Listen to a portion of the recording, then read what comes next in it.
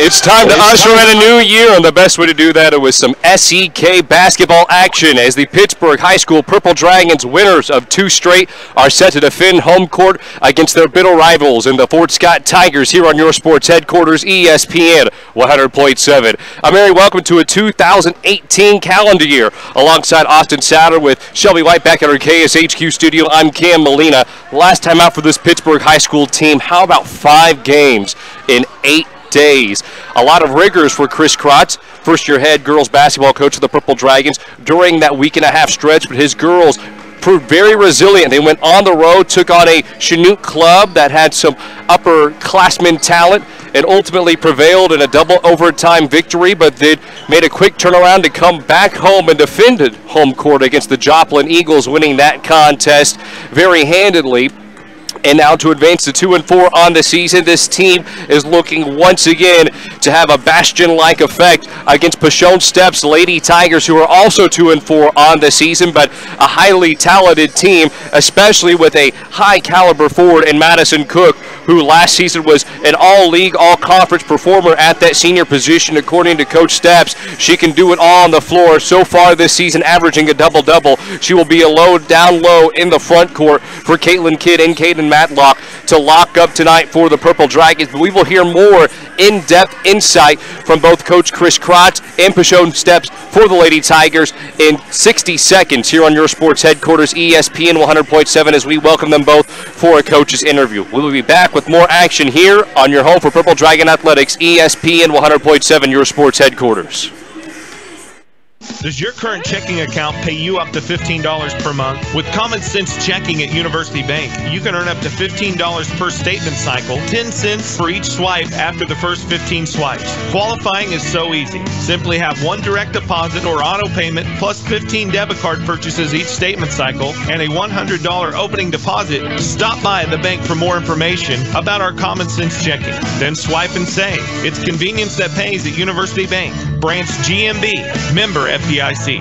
Now it's a feeling you get the moment you step on campus. It's the knowledge that you become part of something more. We're a family of crimson and gold. Every day we challenge ourselves to achieve more. The reason why we're here is to make a difference. Everybody wants to stand out without standing apart.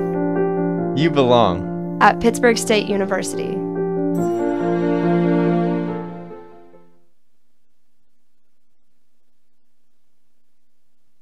Hustler has manufactured its trademark yellow mower for over 50 years, with each mower being... What do you want from your bank? Access to my account information on my phone. Security, convenience, and friendly staff. When I call, I want to speak with a real person.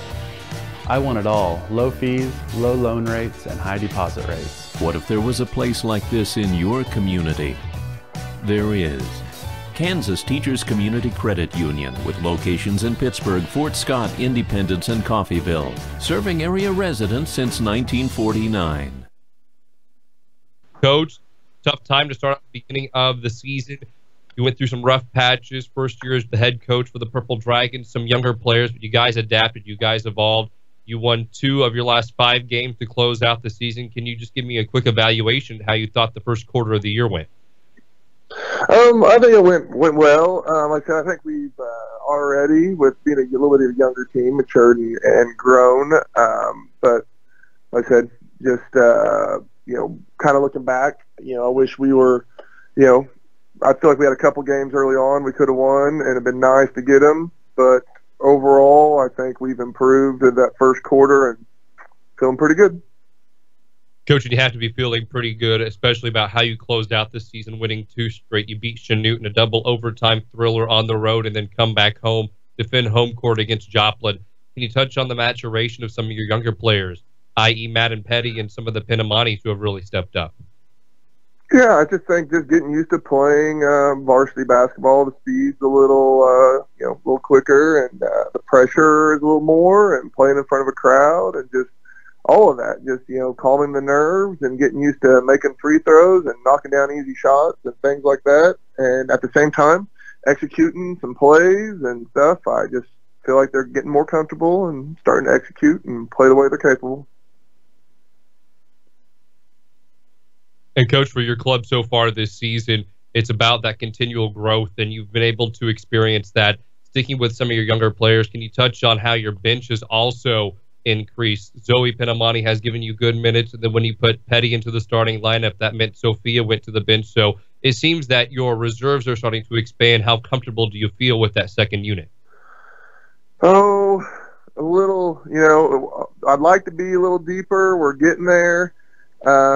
Like I said, it's just, getting comfortable with playing. We got some more freshmen that are on the verge, but I think it's also, you got to be careful as a coach to throw some of those freshmen into a situation where you don't want them to immediately have to experience failure or in a bad situation.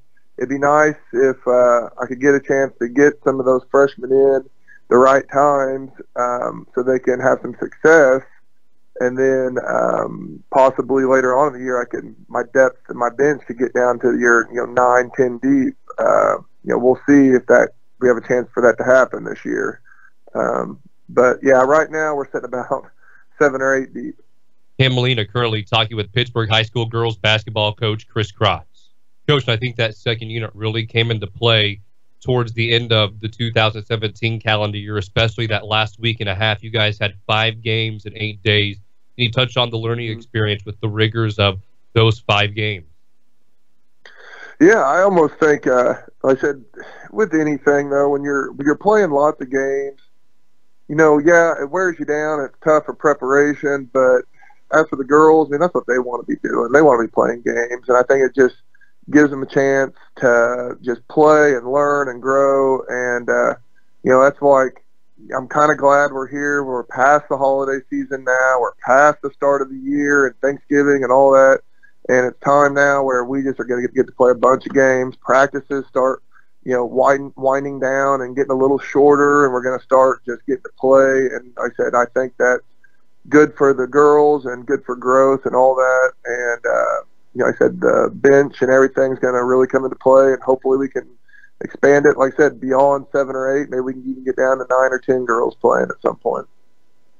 Coach and I talk about a lot of the younger players on your team, but that upperclassman leadership also did shine during that 5-game stretch. Can you touch on Abby Casper and Kidd, how those two were able to guide some of your younger players in critical situations? I would imagine that you lose a couple consecutive games, people can start to lose that confidence, morale is down, but it seemed like your senior and upperclassmen who have been at this level before and at that particular stage really were composed during those scenarios. Oh, yeah, my 2 seniors, they are just consistent. They don't get too high, they don't get too low, they're just consistent. Kind of the mentality of the whole just bring your lunch pail to work and just go get after it every day. And that's so good for my younger players to see. Kidd and Casper, they just come in, put in their work, help bring the other ones along. And like I said, they're so consistent, both physically with their effort, but also mentally. They're just very consistent, not too high, not too low. So, like I said, when we lost those first 4 games earlier, I didn't feel like anybody was really panicking because my seniors weren't panicking. They just came in with the mentality to work harder the next day and just keep after it. And that's just so good for the younger girls to see that as well. Coach, was there a particular focus in practice during Christmas break?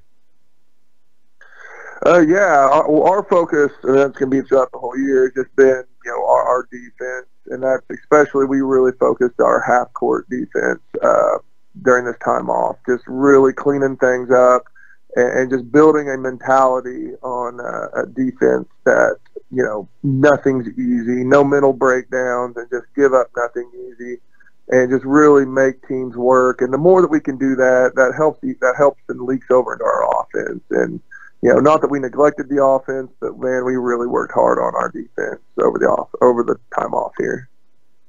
Coach, next challenge at home against Pashone Steps, Lady Tigers. What do you see from them?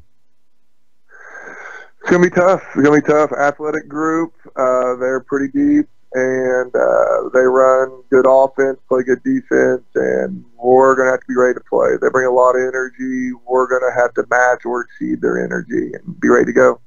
Special thanks once again to the Pittsburg High School girls basketball coach, Chris Krotz. We are back in 60 seconds with the Fort Scott Lady Tigers head girls basketball coach, Michele Steps. You're listening to the home of Purple Dragon Athletics on ESPN 100.7, your sports headquarters. Customer first, safety always. It's not just a tagline, it's the Watco way. By focusing on safety, each and every day they build a future by protecting their customers, team members, community, and the environment. When Watco moves commodities by rail, river, and road, at home or across North America and Australia, their priority is to ensure that they deliver their loads safely and on time. Watco wishes all area teams a safe and successful season. I had no idea you did that. That's what I said when I learned CDL does more than just electrical work. Like plumbing, heat and air, security cameras, and alarm. Headquartered in Richmond, Kansas, QSI Quality Structures Incorporated specializes in designing and building complete post-frame buildings. We provide structures built to withstand a 30-pound ground snow load and a 90-mile-per-hour wind shear built to the most stringent codes. Whether you need a garage, agricultural building, commercial facility, or custom-built design, we're your one-stop shop for post-frame buildings. QSI. Everything we do is right on cue. Plus nationwide ATM fee refunds. Get in on the buzz. Community National Bank and Trust. Member FDIC. Hi, this is Dr.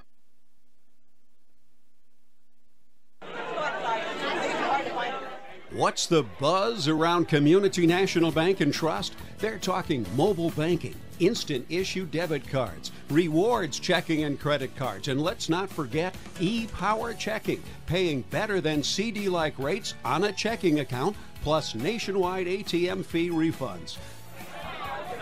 Get in on the buzz. Community National Bank and Trust, member FDIC. Sports headquarters, ESPN 100.7. Cameron Molina joined by Fort Scott girls basketball coach Michele Steps.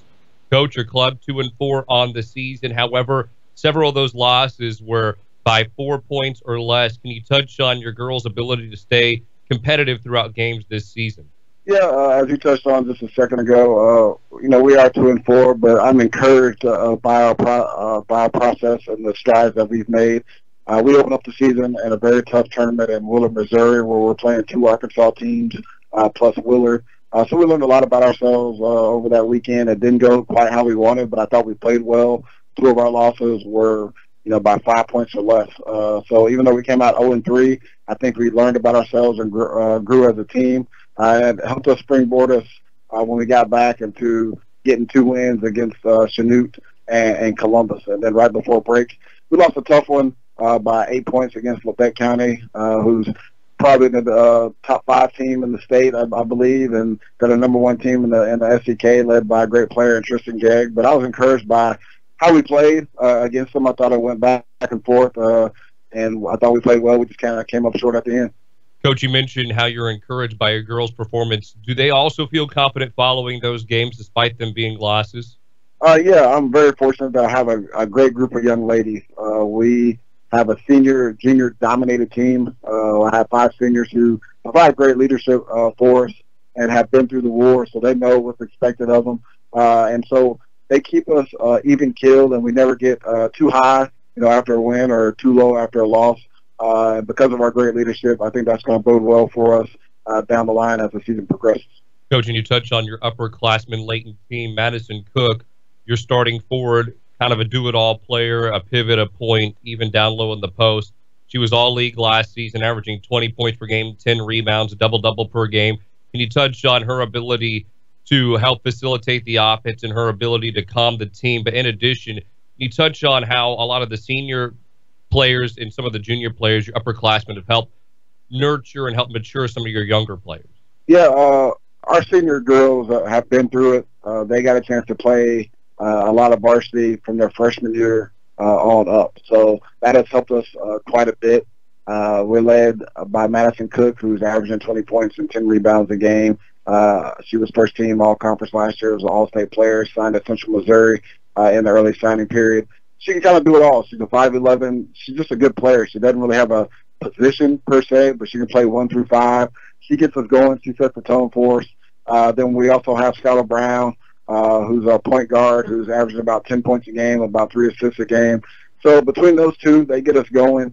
Then we get a lot of help from Carson Dwyer, who's our 2 guard, who shoots the ball pretty well, and Jenny Denton, who's our defensive stopper. But here as of late, she's put in a lot of time on her mid-range jumper, and she's done some good things for us. And then our other post player, who's a senior, Kelsey Nelson, provides us some toughness. She does all the little things, the blue-collar things, setting screens, rebounding, the things that you don't necessarily show up in the stat book, but those are the things that, that need to be done. And then because of those seniors, we have some great juniors behind them with Sierra Stumple, Josie Allen, the point guard, who provides some quickness, Abby Hummel, who's done some great things for us. So go about 9 deep in our rotation, but our practices are pretty competitive because we have some good juniors, good sophomores, and we got some freshmen. So each day we just try to get better in practice and push each other in practice. So it try to make the games, if practice is difficult, try to make the games a lot easier for us. Currently talking with Fort Scott girls basketball coach Michele Steps. Coach, SEK opponent to usher in the new year against Pittsburg. You're on the road. The Purple Dragons, winners of 2 straight. What do you see from this team, and what must you do well in terms of execution to come out with the victory? It'll be interesting because Pittsburgh's under some new leadership with the new coach there. So this is our first time against them. So it'll be a filling out process on the style of play that he prefers to play. Even though you watch film, you don't get a true understanding until you're there live. But for what I can tell on film, they get out and pressure you. They're going to play hard. They're scrappy. They're going to be at home, so it'll be a nice crowd. And it's somewhat of a rivalry game anyway between Fort Scott and Pittsburgh. So we have to come out with the correct mindset and come out and play hard. The thing that we have to concentrate on is try to limit our turnovers and just kind of go out there and play with some energy and effort. Once again, that was the Fort Scott head girls basketball coach, Michele Steps. We will return with the starting rotation and keys for tonight's matchup back at Pittsburg High School in just 60 seconds. You're listening to the home of Purple Dragon Athletics on ESPN 100.7, your sports headquarters. Advanced technology, comprehensive quality care. That's Kanar Eye Care. We have the newest technology, but we never lose sight of what's most important, our patients. Eye care has changed dramatically in recent years, and we've been there for you every step of the way.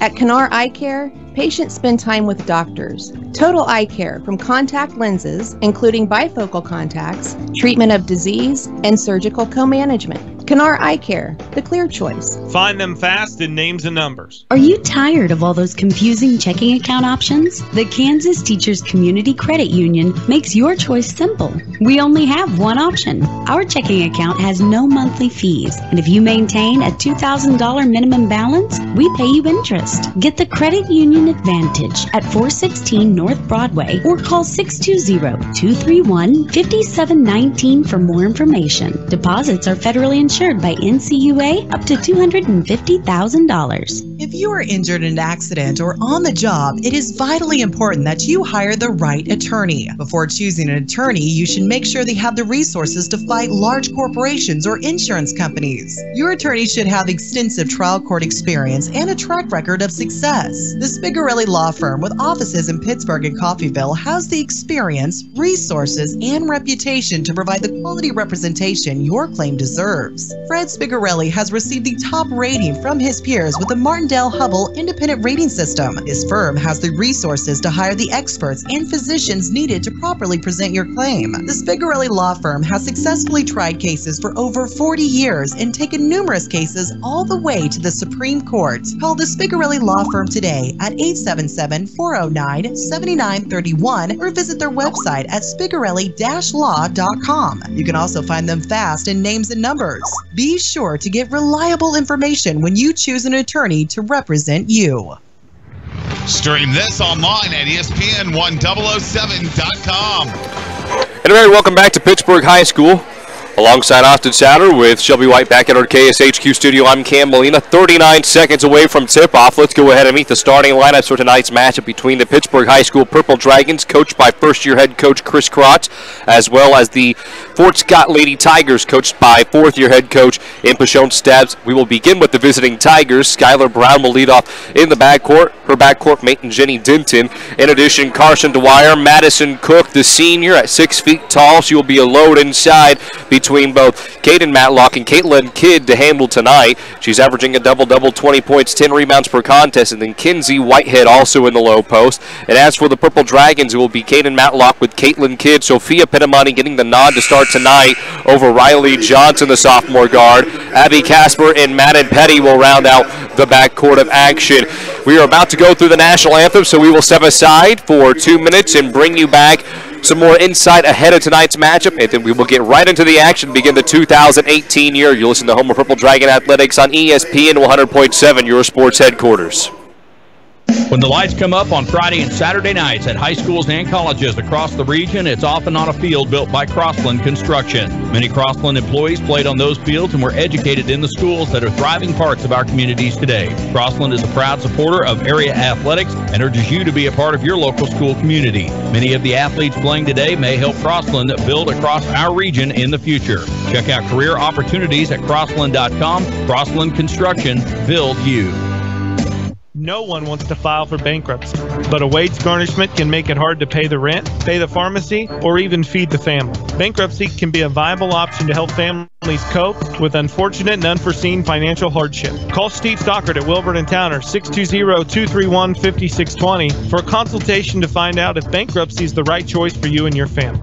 Call today. Wilbert & Towner, a full-service law firm, 620-231-5620. We are a debt relief agency, helping people find the relief they need in bankruptcy. If you want to improve your basketball skill set, you need to attend one of the Lane Lord basketball camps. Each camper receives individual attention and specific coaching adapted to age and skill level. There's something for everyone. A grade school camp for girls entering 3rd through 8th grade, a high school team camp available on 2 different weekends with both varsity and JV levels of competition, plus satellite camps throughout the summer. All campers receive instruction from head coach Lane Lord, head assistant Amanda David, along with former and current players. For more information, visit them online at lanelordbballcamps.com. Coach Lord and Coach David have seen tremendous success over the past several years, and they begin their recruiting at these camps, with over 20 former campers being signed. Visit lanelordbballcamps.com. Let's go back live courtside. And we welcome you back to Pittsburg High School as we are set to begin the 2018 send-off. And we're doing it right with the SEK League Clash, doing it in fashion as the Pittsburg High School Purple Dragons girls basketball team is set to tip off against the Fort Scott High School girls basketball team. As for the Tigers, we already went through the starting lineup, but we will reiterate those quickly and get into some tips for tonight's matchup. For the Tigers, it's Skylar Brown, Jenny Denton, Carson Dwyer, Madison Cook, and Kelsey Nelson, not Kinsey Whitehead. And as for the Purple Dragons, Caden Matlock, Caitlin Kidd, Sophia Penamani getting the start tonight over Riley Johnson, who played about 3/4 of action at the JV level in a JV win. Abby Casper and Madden Petty.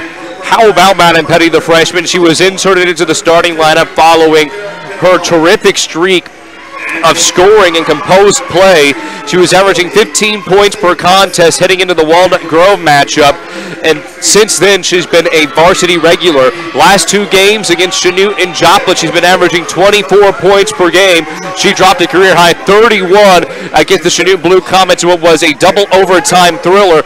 What the Purple Dragons really exuded in that particular game against their SEK foe, the Lady Blue Comets, was the fact that this team can go wire to wire and stay composed. Not so much in the traditional sense that this team is going to absolutely usurp and commandeer and command the game from start to finish, but they are not going to roll over. This is a very gritty team. They've improved defensively, and according to Coach Krotz, that is one of the sole focuses over Christmas break for this team was that they were going to anchor down defensively. They were going to work on help defense. They were going to work on rotations and make sure that everybody was crisp with their shell drills and ensure that coming into tonight's matchup, they would be able to defend a player like Madison Cook, who will most likely, again this season, receive some all-league accolades, potentially even an all-region and maybe even a state nod as well, depending on how this team fares. Both clubs 2-4. Looking to earn their third victory on the year. 2018 starting off right. Tigers, Purple Dragons, and we are set in the backcourt, bringing the ball past the timeline as Brown towards the far side of the court, dribbling with her right hand before she escorts a pass to the left wing. Jabbing to the near side of the court is Carson Dwyer. Dwyer crosses over left to right, flashing back to the ball is Brown. Brown situates herself, attacks near side short corner, picks up her dribble. She's being harassed by Casper. Skip past free throw line, somehow wrangled in by Denton, defended by Petty, and then a floater falls. Good shot by Denton to get the Tigers off on the right foot. Petty nearly coming away with the steal at the free throw line. Purple Dragons in their home white attire with purple numerals and lettering going from right to left on your radio dial. Petty with her blonde hair dangling behind her in a ponytail. Attacks far side short corner, goes straight up through the hands of Nelson and draws the foul. And just bad rotation defensively by the Tigers as Nelson had to slide from the near side block towards the right side of the court to the far side block on the left side of the court to try to help defend Petty, who had a defender on her left tip as she was trying to rush to the basket. Petty knocking down the front of her two shots. She'll have a second one awaiting her. Petty, three dribbles at the stripe, kicks up her left leg. Second attempt is good. And I always think it's quite humorous how she kicks up that left leg every single time, but once you have a method down and once you have a routine down, might as well stick to it. Matlock defending near midcourt against Cook. Cook, 6 feet tall, looking like a point forward, dribbling to the far side elbow and penetrating inside, pulling up with the right hand deuce is Brown, but Brown nowhere near the jurisdiction of the cylinder, and that one goes out of bounds. Ball's inbounded in the backcourt to Casper, crossing the timeline as Pinamani. Pinamani felt the pressure as closing in was both Dwyer and Cook towards the far side of the court, and then Pinamani dragged her back right leg. This Fort Scott team not hurting for any height. Cook 6 feet tall, Nelson about 5'11" and strong in the post, and then Dwyer looks to be about 6 feet tall as well, posting up, right side block. Nelson asking for the basketball, right wing, slugging the basketball around the perimeter as Denton, it finds its way to the left wing, kick back to the point between Denton and Nelson. Free throw line extended momentarily was Brown before the ball is relocated. Brown gets it once again, right short corner fadeaway, off her left foot goes. Brown 1-2 to start the contest. 4-2 is the score. Tigers lead early on. 6:30 left in the first quarter of action. Matlock near the timeline, standing at the Purple Dragon logo, and what a fierce logo it is. And a blocking foul. Denton, aghast as her mouth was open. She couldn't believe the blocking foul. But Petty rolled around her left hip, and it was a little hip check by Denton. Her first, team second. One on Nelson as well. Casper escorts a pass right wing before it's beeline to the right elbow. Kidd will work it back around the horn. She has back-to-back double-doubles. Kidd has it right corner after it was mishandled by Sophia Pinamani. Ball on a frozen rope to Petty, left wing before it's moved over to Matlock, left corner. That one's an air ball. Matlock, an ill-advised three-point jump shot as she was contested in the left corner. On the right wing, about 2 steps from the top of the arc is Brown. At the apex of the arc is Cook before she swings the ball over left wing. Attacking left short corner is Dwyer, and Dwyer will go up through the thicket of hands and draw the foul.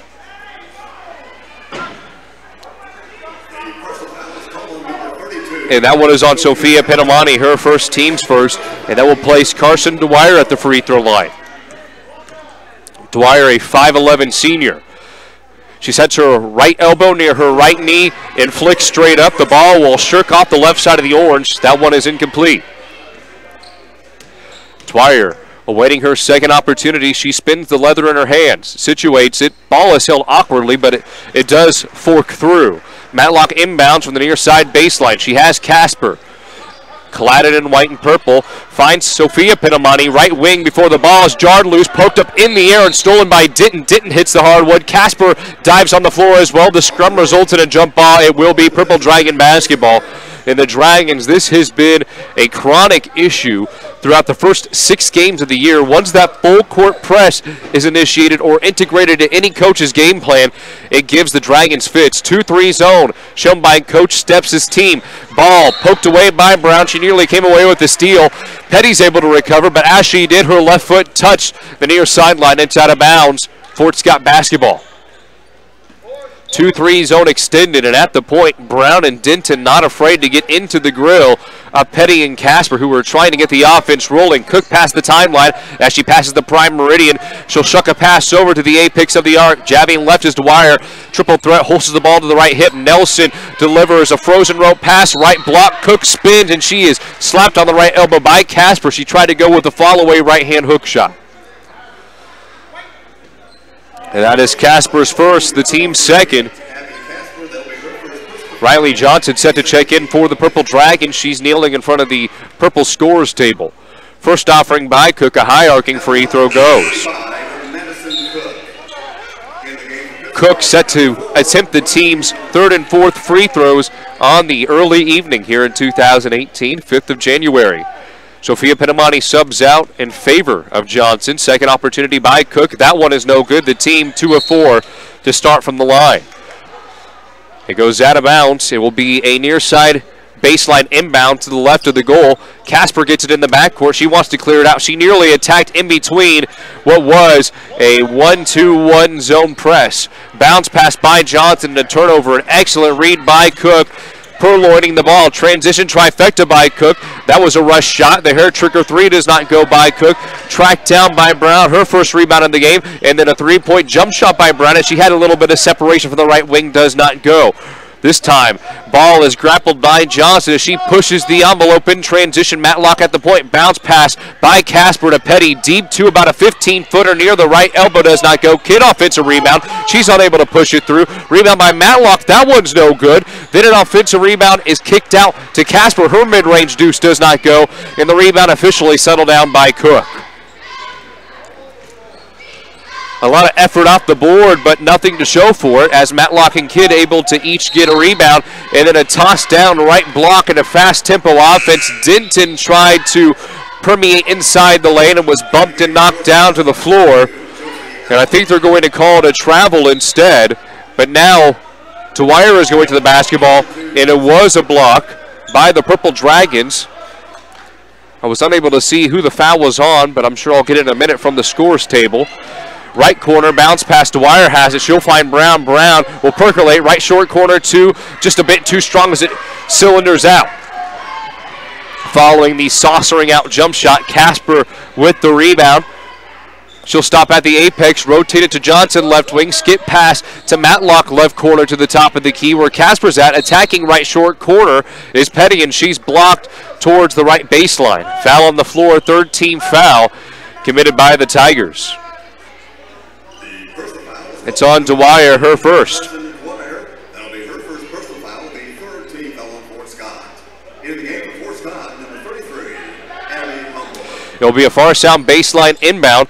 Matlock right corner finds Casper right elbow up fake. Petty left wing 3 has a little bit of space, but it will shirk off the back iron, and following a high hop, the ball is reeled in by the recently subbed in Joyce Allen. Allen will slow down the cadence of the offense momentarily.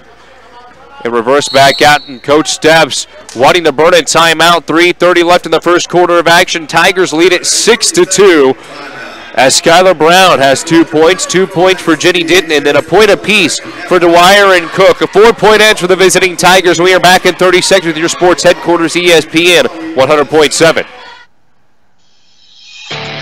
Hi, I'm Kendall Gammon. You may know me as a Kansas City Chief, but I'm also a proud graduate of Pittsburg State University. Pittsburg State offers more than 200 degree programs, small class sizes, and tuition so affordable, it earned Pittsburg State a top 10 ranking on Washington Monthly's Collegiate Best Bang for Your Buck list. But don't take my word for it. Visit Pittsburg State and see why there's nothing like being a gorilla. Learn more at pittstate.edu/BA Gorilla. High school basketball on ESPN 100.7. Ball rotated to the right wing. We're currently Dwyer situated. Tigers leading by 4, 6-2, following a short jump shot by Brown.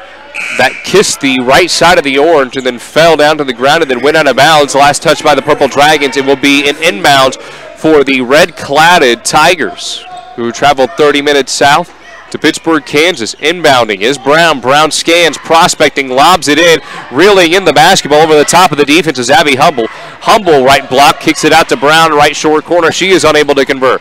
Casper brings it past the equator, dribbles with her left hand, pounds the ball now with the right hand, pass fake with the ball cocked above her head. Petty rotates it back to the apex of the arc where Casper's out, finds Johnson, who's able to sink a straightaway trifecta. Before that three-pointer, it was 0 of 6 from the field for the Dragons. 1 of 7 now as Johnson is able to etch her name into the scorer's book, and a 1-point lead for the Tigers now. Cook loses her handle on the sphere. Somehow the ball is bounced to Sammy Bradbury in the left corner. Back to Cook as she forks the pass over right wing. Up fake shown by Denton in a 3-second lane violation by Humble, who said she popped outside of the key. She shouted that at the official and then just decides to relegate herself back to the opposite end of the court. And now Ella Beth, the freshman, subs in for the Tigers.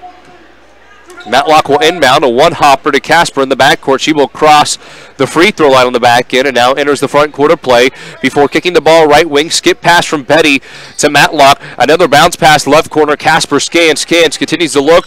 Is able to ship a pass over to the right corner. Petty skips it back to Casper. Casper wheels inside. Free throw line 2 goes up, does not go down. Offensive rebound by Kidd is not an offensive rebound. Cook had positioning, was able to harpoon the basketball, and Kidd smothered her and ran into her. So that looks to be a foul on Kidd, and it is the team's third, first on Kidd.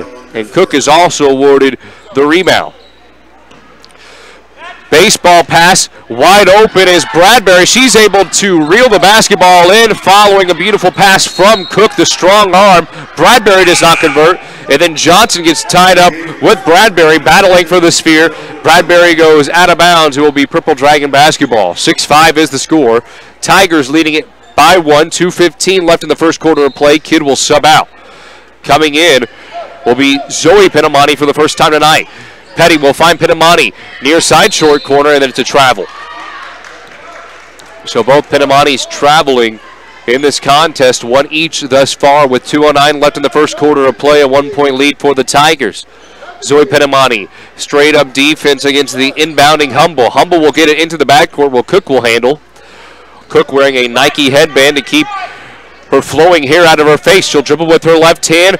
Swing the ball over left corner, looking to zip it out of her hands is Beth, but Beth instead will curl inside of the key, loses it, but then finds Cook on a shovel pass, and then Cook travels. Under 2 minutes remaining in the first quarter, a 1-point lead for the Tigers. Casper in the backcourt, awaiting what is a pseudo 1-2-1 Zoe. Petty right short corner, Deuce does not fall. Good rebound by Beth as she was able to snatch it. Petty thus far 0-3 from the field.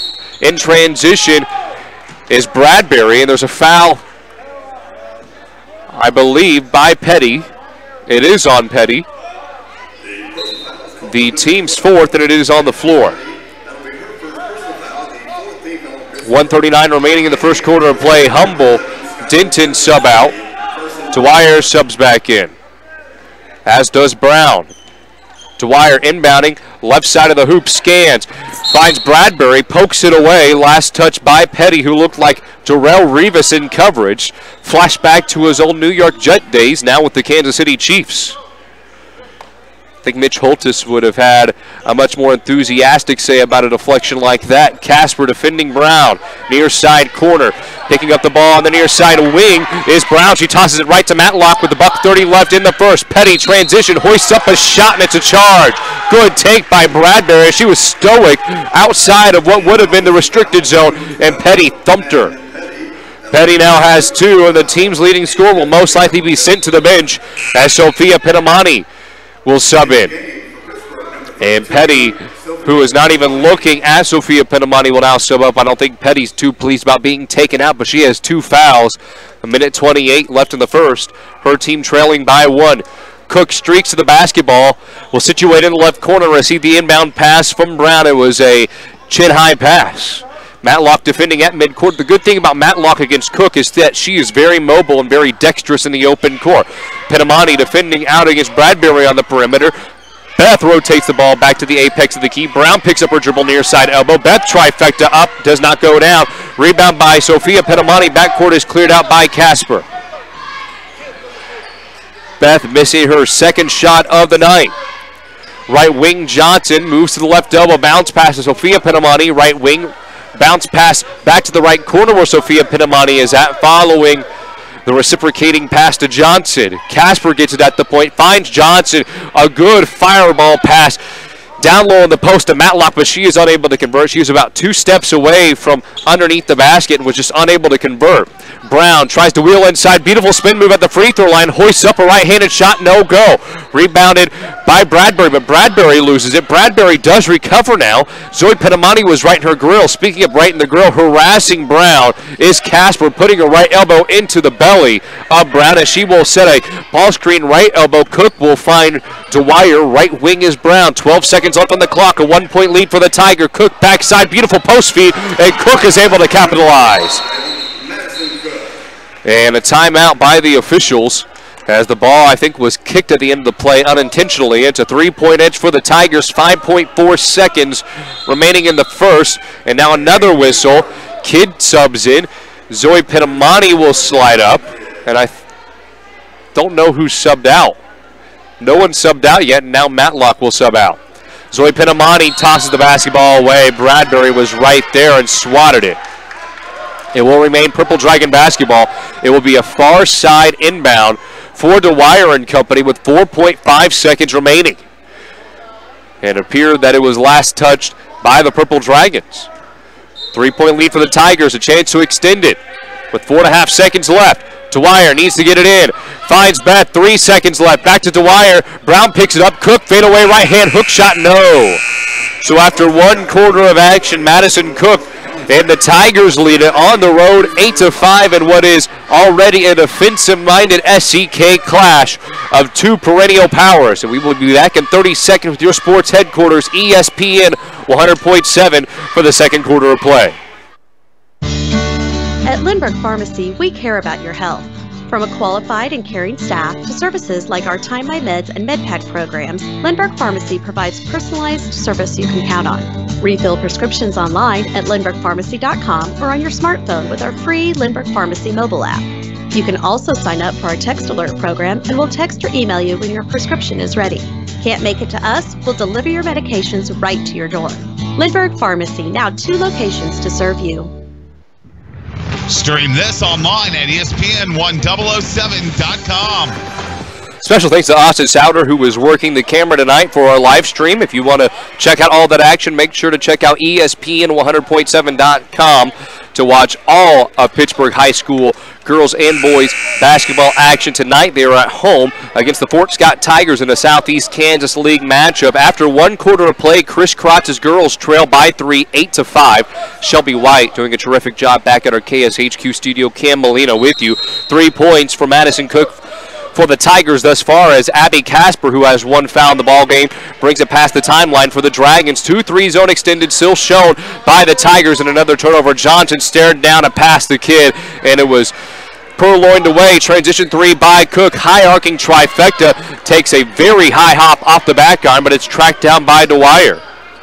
Cook has had a penchant thus far for taking some of those transition threes, trying to catch the Dragons asleep.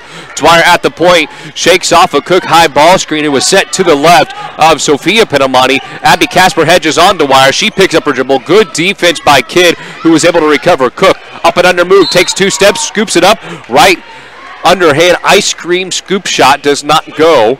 And it's a foul committed by the Dragons. The 6th team foul, first on Zoe Penamani. So that will send Cook to the free throw line. And thus far, the Tigers are 2 of 4 from the stripe. So Kaden Matlock will check back in for the Dragons in favor of Zoe Penamani, who picks up her first. Cook able to knock down the front of her 2 shots, and she will have a second opportunity. It's up, and it goes down as it rattles home. Cook 3 of 4 from the stripe, 5 points. She leads all scorers. Dragons having a difficult time scoring in this contest thus far. They are 1 of 9 from the field. The one shot converted was by Riley Johnson. That was a three-pointer midway through the first quarter. Kidd looking for Matlock, who was cutting from the near side block to the far side block. Some high-low action and a foul on the floor. The fourth team foul by the Tigers, and it's committed by Brown, her first. Baseline inbound, far side of the court. Casper scans. She continues to scan, needs to get it in. Nearly a 5-second call. She somehow found Sophia Pinamani, far side wing, and now there's an object on the court. I think it was tossed away by Dwyer or Cook. It may have been something of their belonging, but Sophia Pinamani, right wing, she's open. Ball will take a skip off the lip of the iron. It does not go, but on the backside, it's Kaden Matlock with her second offensive rebound in the game and her first basket as she's able to fork it through the bottom of the nylon. A silky smooth shot underneath the basket. 10-7 the score. Dragons only down 3. 6:45 left in the first half of play.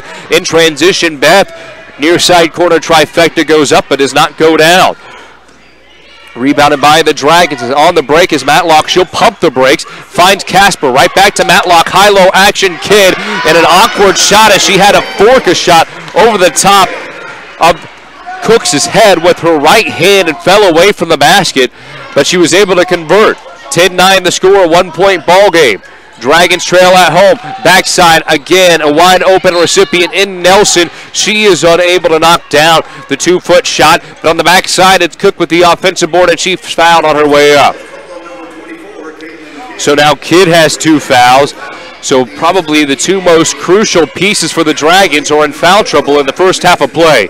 Petty, who's averaging just over 15 points per game, is on the bench with 2 fouls. And now Kidd has 2 fouls. Kidd turns towards Coach Krotz saying, I'm fine, I can stay in and be composed and poised and not foul anymore, but she is replaced. So Zoe Pinamani comes in. Cooks misses the front of her 2 shots, and she will have a second opportunity.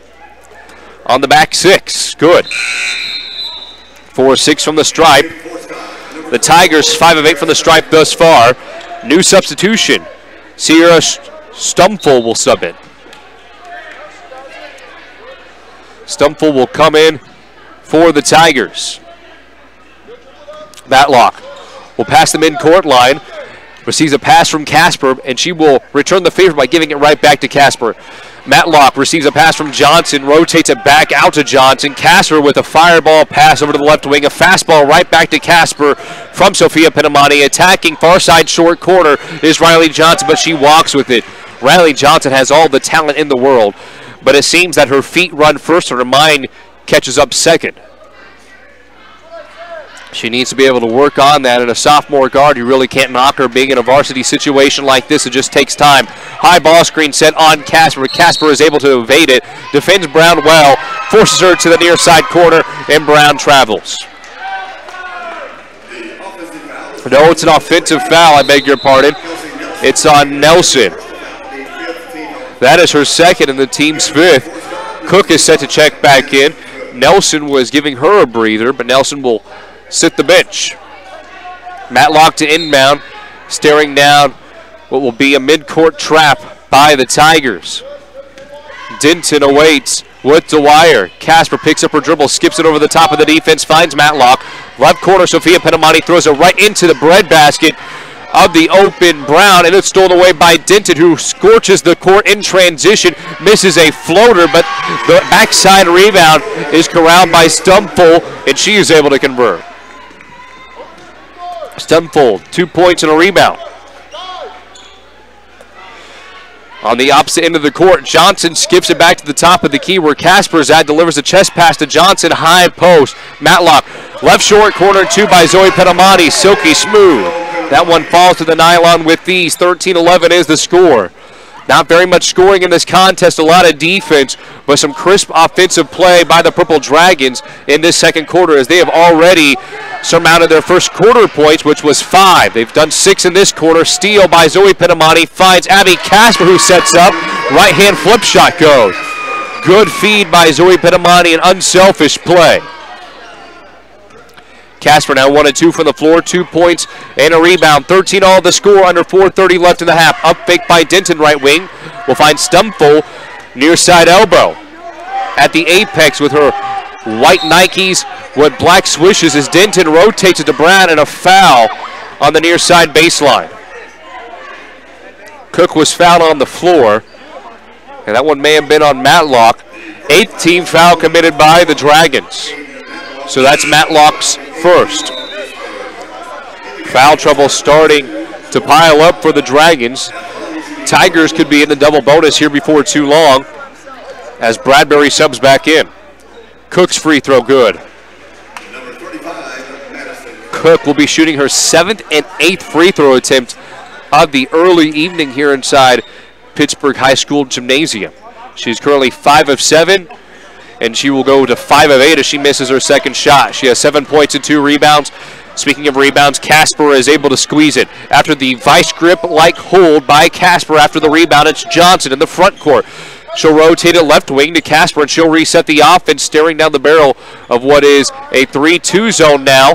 Actually, a 2-1-2 zone by the Tigers, and a timeout used by Coach Krotz, wanting to talk it through with his girls. Midway through the second quarter of play. 3:55 left in the first half. 14-13 is the score. Tigers lead it by 1. We are back in 30 ticks here on your sports headquarters, ESPN 100.7.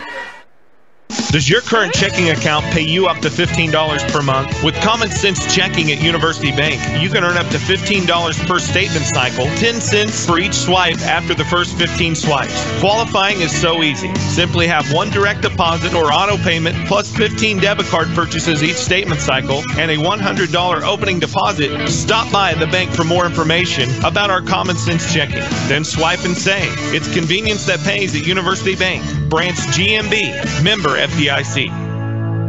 High school basketball on ESPN 100.7. Midway through the second quarter of play, Purple Dragons at home trailing by 1. It will be a Sophia Pinamani inbound from the right side of the far backcourt, and it's stolen away by the Tigers. Up 14-13, great pass by Bradbury. She found Denton cutting, and then Dwyer receives a pass back from Denton, loses it. Ball's loose on the hardwood. Casper dives for it, and she is fouled on the floor.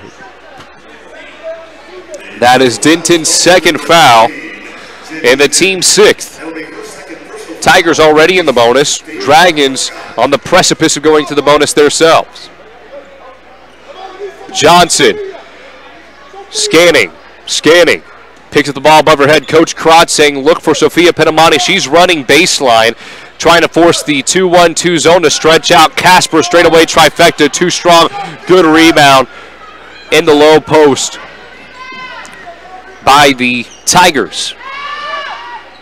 In transition, left-hand shot by Denton does not go, and Denton 1 of 3 now.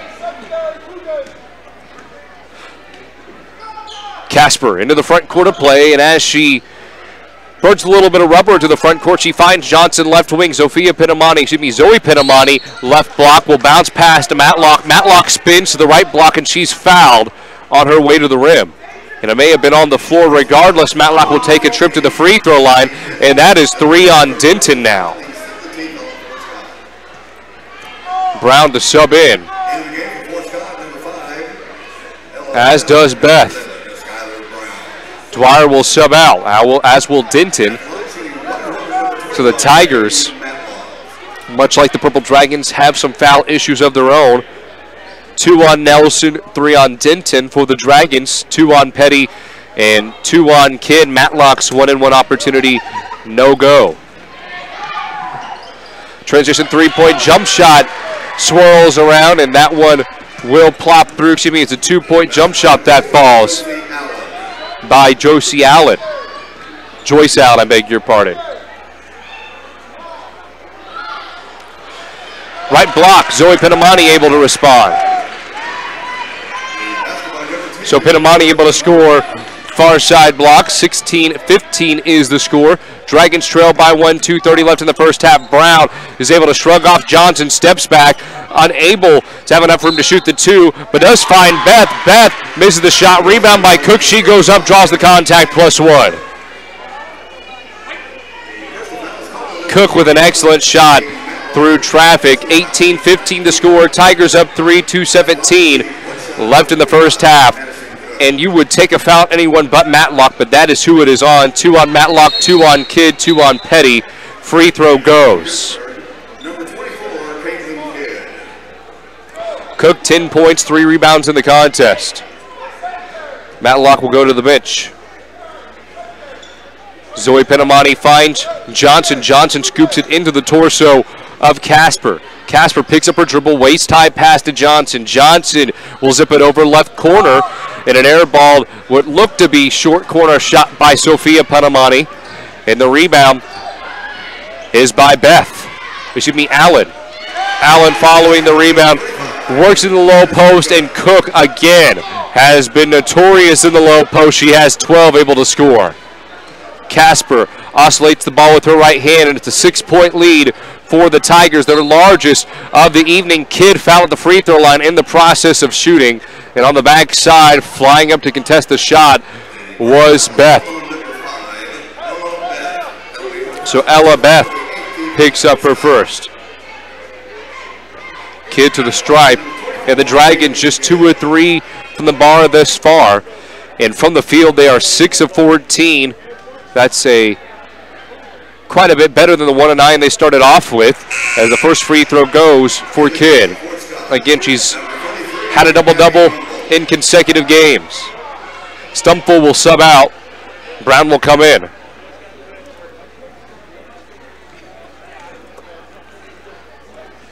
Kidd takes 2 dribbles, staggers her legs. Second opportunity is also good. Kidd 2 of 2 from the stripe. She has 4 points. 21-17 is the score. Left wing working with the sphere is Allen. Allen will dribble the basketball, and as she pounds it, she finds Cook. Cook, left-hand scoop shot does not fall. Ball poked up in the air.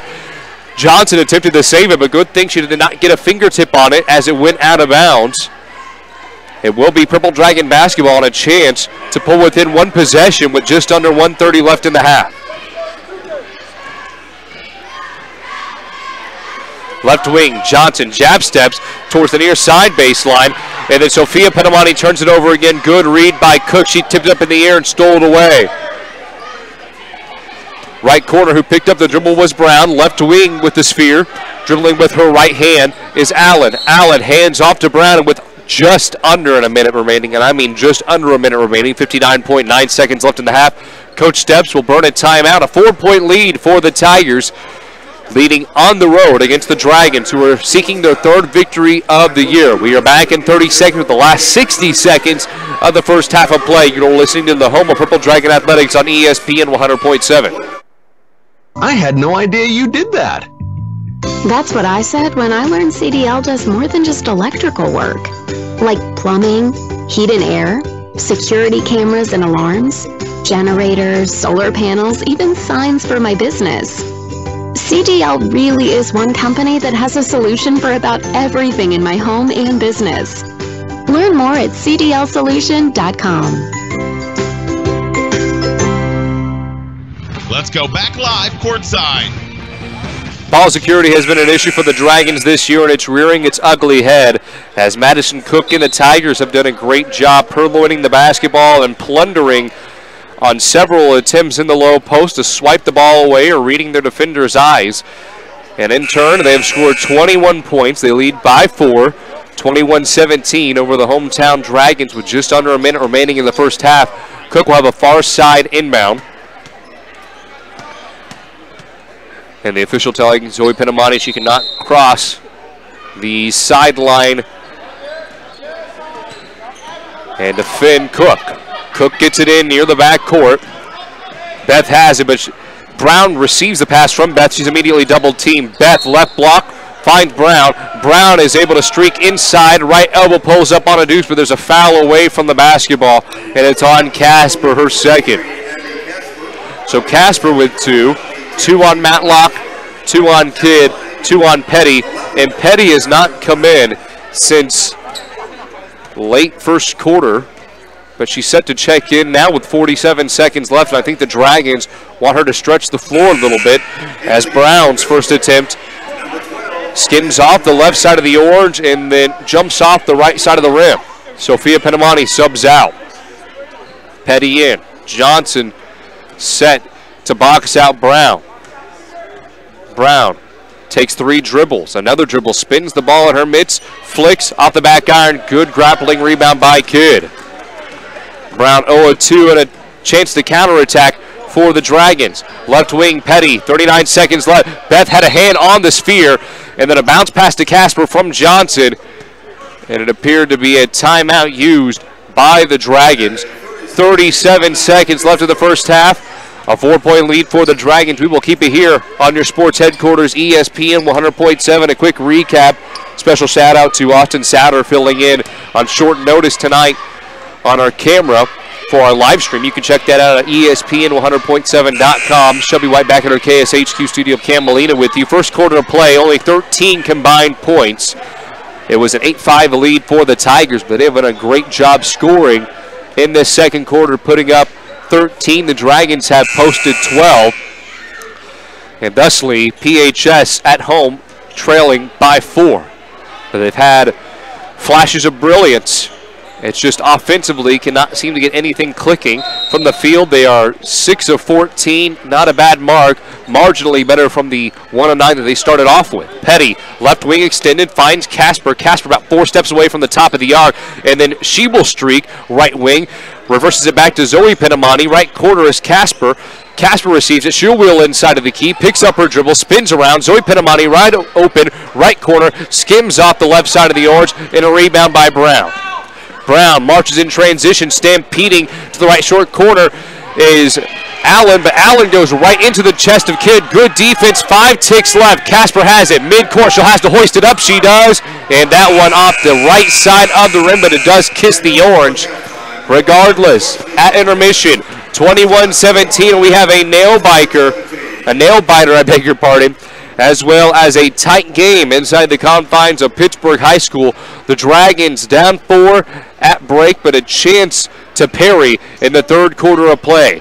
We will be back with the halftime report. We will go over first half statistics as well as an insight into the second half of play here on your sports headquarters, ESPN 100.7, back in 2 minutes.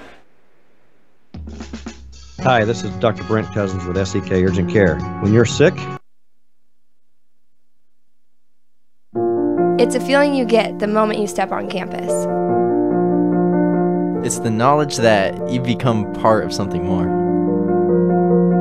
We're a family of Crimson and Gold. Every day we challenge ourselves to achieve more. The reason why we're here is to make a difference. Everybody wants to stand out without standing apart.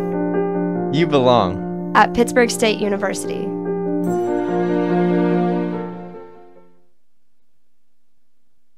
What do you want from your bank? Access to my account information on my phone. Security, convenience, and friendly staff. When I call, I want to speak with a real person. I want it all. Low fees, low loan rates, and high deposit rates. What if there was a place like this in your community? There is. Kansas Teachers Community Credit Union, with locations in Pittsburg, Fort Scott, Independence, and Coffeyville, serving area residents since 1949. What's the buzz around Community National Bank and Trust? They're talking mobile banking, instant issue debit cards, rewards checking and credit cards, and let's not forget e-power checking, paying better than CD-like rates on a checking account, plus nationwide ATM fee refunds. Get in on the buzz. Community National Bank and Trust, member FDIC. Headquartered in Richmond, Kansas, QSI Quality Structures Incorporated specializes in designing and building complete post-frame buildings. We provide structures built to withstand a 30-pound ground snow load and a 90-mile-per-hour wind shear built to the most stringent codes. Whether you need a garage, agricultural building, commercial facility, or custom-built design, we're your one-stop shop for post-frame buildings. QSI. Everything we do is right on cue. And we welcome you back to your sports headquarters, ESPN 100.7 with Austin Souter, Shelby White back at our KSHQ studio. I'm Cam Molina, and at intermission, it is 21-17. The Purple Dragons trailing at home against Pashone Steps' Fort Scott Tigers. Both teams 2-4 on the season, and both squads, ironically enough, seeking their third victory of the year. The Dragons winners of 2 straight. And in the first half of play, they found some sequences that were very profitable In the scoring column, it has been a mixed effort. We'll get into the scoring right now, beginning with the Dragons. Riley Johnson with 3 points. She was able to knock down the Dragons' first field goal of the game. Up until she hit the shot, the team was 1 of 9 from the field. Zoe Pinamani, 4 points, including an assist. 2 points for Kaden Matlock. Caitlin Kidd, 4 points, 2 rebounds. Sophia Pinamani, a rebound. Abby Casper, 2 points. And Madden Petty, 2 points, both from the stripe. As for the Tigers, it is Josie Allen, I beg your pardon. Josie Allen has 2 points and a rebound. 1 rebound by Beth.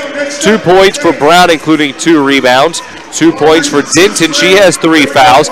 2 points for Stumfull, including 2 rebounds. A point for Dwyer, including a rebound. And then 12 points for Madison Cook and 3 boards. What has been a team effort on both sides. And Madison Cook does lead the charge for the Tigers. And as you hear, there's an uproar in the background as there is a 3-point shootout inside Pittsburg High School. And there's a young fan who just made a half-court shot. And now a young fan was trying to match that but could not do it. So there's $100 in the pot, and it's pretty exciting right now. The boys basketball team out on the floor. And now another half-court shot drops, and it feels like you're at the Gold One Center in Sacramento or the Staples Center in Los Angeles, as crazy as this place is getting. And now another half-court shot. This one looks good, too. That one, however, does not fall from an older student, apparently in high school. But 6 minutes remaining before the beginning of the second half of play. It's 21-17. We will break down more action here on your sports headquarters, ESPN 100.7, as the half-court shots are just falling. 3 in a row. We'll bring you back with more. Hi, this is Dr. Brent Cousins with SEK Urgent Care. When you're sick, when you're injured, or when you just don't feel like yourself, SEK Urgent Care is here for you. Let our skilled providers treat your non-life-threatening illness or injury at a fraction of the time and cost of an ER visit. Located at the corner of Centennial and Broadway in the Meadowbrook Commons. Open 7 days a week for your convenience. SEK Urgent Care, where your family and time matter. Find us fast in names and numbers. When you get engaged and need to pay for the wedding, when you have a baby and need to start that college savings account, it seems like the best moments in life can come with some real financial challenges. What's yours? At Commerce Bank, we find solutions so you can focus on enjoying life. Visit us online at commercebank.com or at a branch near you. Commerce Bank, challenge accepted. Member FDIC. What does it take to have a truly positive reputation? At Vogel Heating and Cooling, we know reputation is earned by consistent performance, by serving our customers' best interest, by providing top quality, energy efficient ream equipment and service for Southeast Kansas homeowners. Vogel Heating and Cooling is a Ream Factory authorized dealer and has been serving the area for over 20 years. Turn to the experts. Turn to Vogel Heating and Cooling.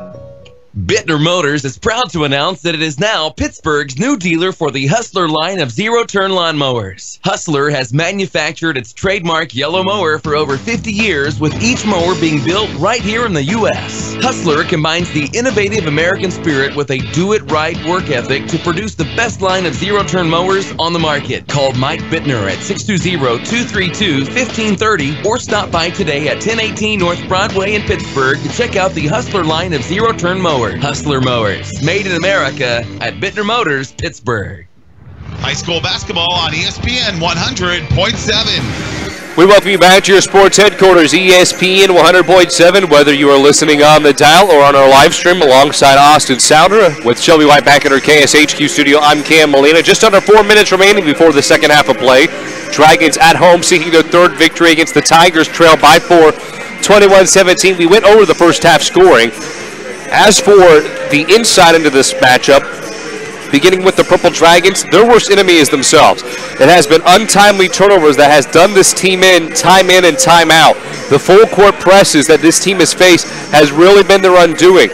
And it's a mixture of uncomposed basketball, whether it be the seniors or underclassmen not being able to handle themselves in a correct, proper manner against those particular situations, or players not cutting to the basketball, or the fact that The press break has not really been implemented, has really been a cause for concern. But once the Dragons settle into an offense and begin to find a cadence and a tempo, they really seem to hit their stride. Running that high-low set in the second quarter really helped the Dragons between Matlock and Kidd. Those two really packed a 1-2 punch, and then with Sophia Pinamani rushing back and forth along the baseline from near side to far side and in a reciprocal fashion, she's been able to stretch out what has been a mixture of a 2-3 zone and a 2-1-2 zone, and has really helped this Dragons team. However, it's just been capitalizing on easy shots. There have been several opportunities from Matlock, Kidd, and Casper to score in the low post, but it seems that they are rushing themselves, and that is a common problem among high school players, not just on the girls' side, but the guys' side as well. You feel that anxiety, no one's on you, or if there is someone on you, you feel like you have to get the shot up quick, and your anticipation and your timing's a bit off from the time a defender comes out to challenge you and your actual motion of throwing a shot up. Now, there haven't been too many ill-advised shots by the Dragons. They've really been playing within their offense. It's just time for them to start settling down, setting their feet, and taking good shots. In addition, taking care of the basketball, but that also plays into breaking up the press. As for the Tigers, they have done a great job striding up and down the floor. The only issue, much like the Dragons, has been the foul trouble. 2 fouls so far for Nelson in the low post. Denton has 3. 1 for Dwyer, Brown, and Beth apiece. So you have some playmakers coming off the bench who are having some issues in terms of fouls, and then your starters, Nelson with a foul. You have to just be a bit cognizant of your surroundings. Just don't slap hands. Keep your hands up. Play solid defense. Play it vertically and with your feet, not with your hands. And you'll hear coaches preach that all the time. Play defense with your feet and not with your hands. And on their heels, and has been able to take advantage of some defenders who are reeling. So it's just up to the Dragons. All of our pets deserve kind, humane, and loving treatment. From a simple checkup or rabies vaccination to performing major surgery. Plus, Dr. Clark has boarding, grooming, nutrition, and wellness checkups. Dr. James Clark can provide that loving member of your family. Stream this online at ESPN1007.com.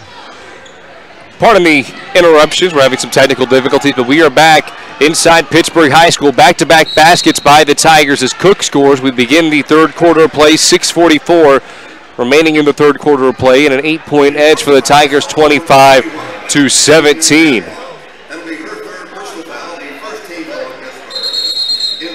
And a substitution now for the Dragons as Matlock picks up her third.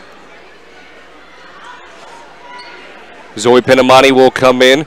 She's flanked by Madden Petty, Abby Casper, Caitlin Kidd, and Sophia Pinamani. And on the right wing, stepping inside the horseshoe and popping a deep deuce and canning it is Brown.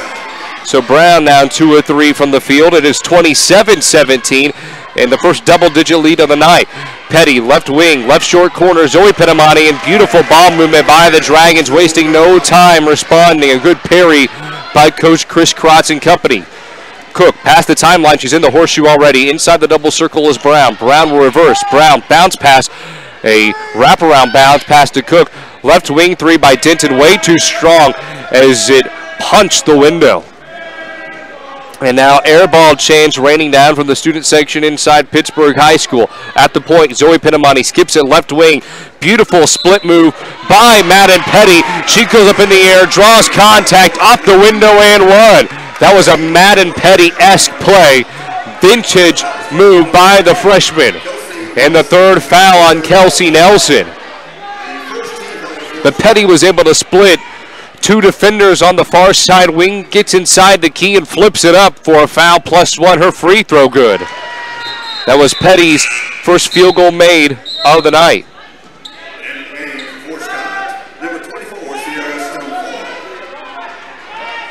Petty also 3 of 3 from the stripe. 27-22 is the score. Back to a 5-point ball game and a 5-point swing by the Dragons.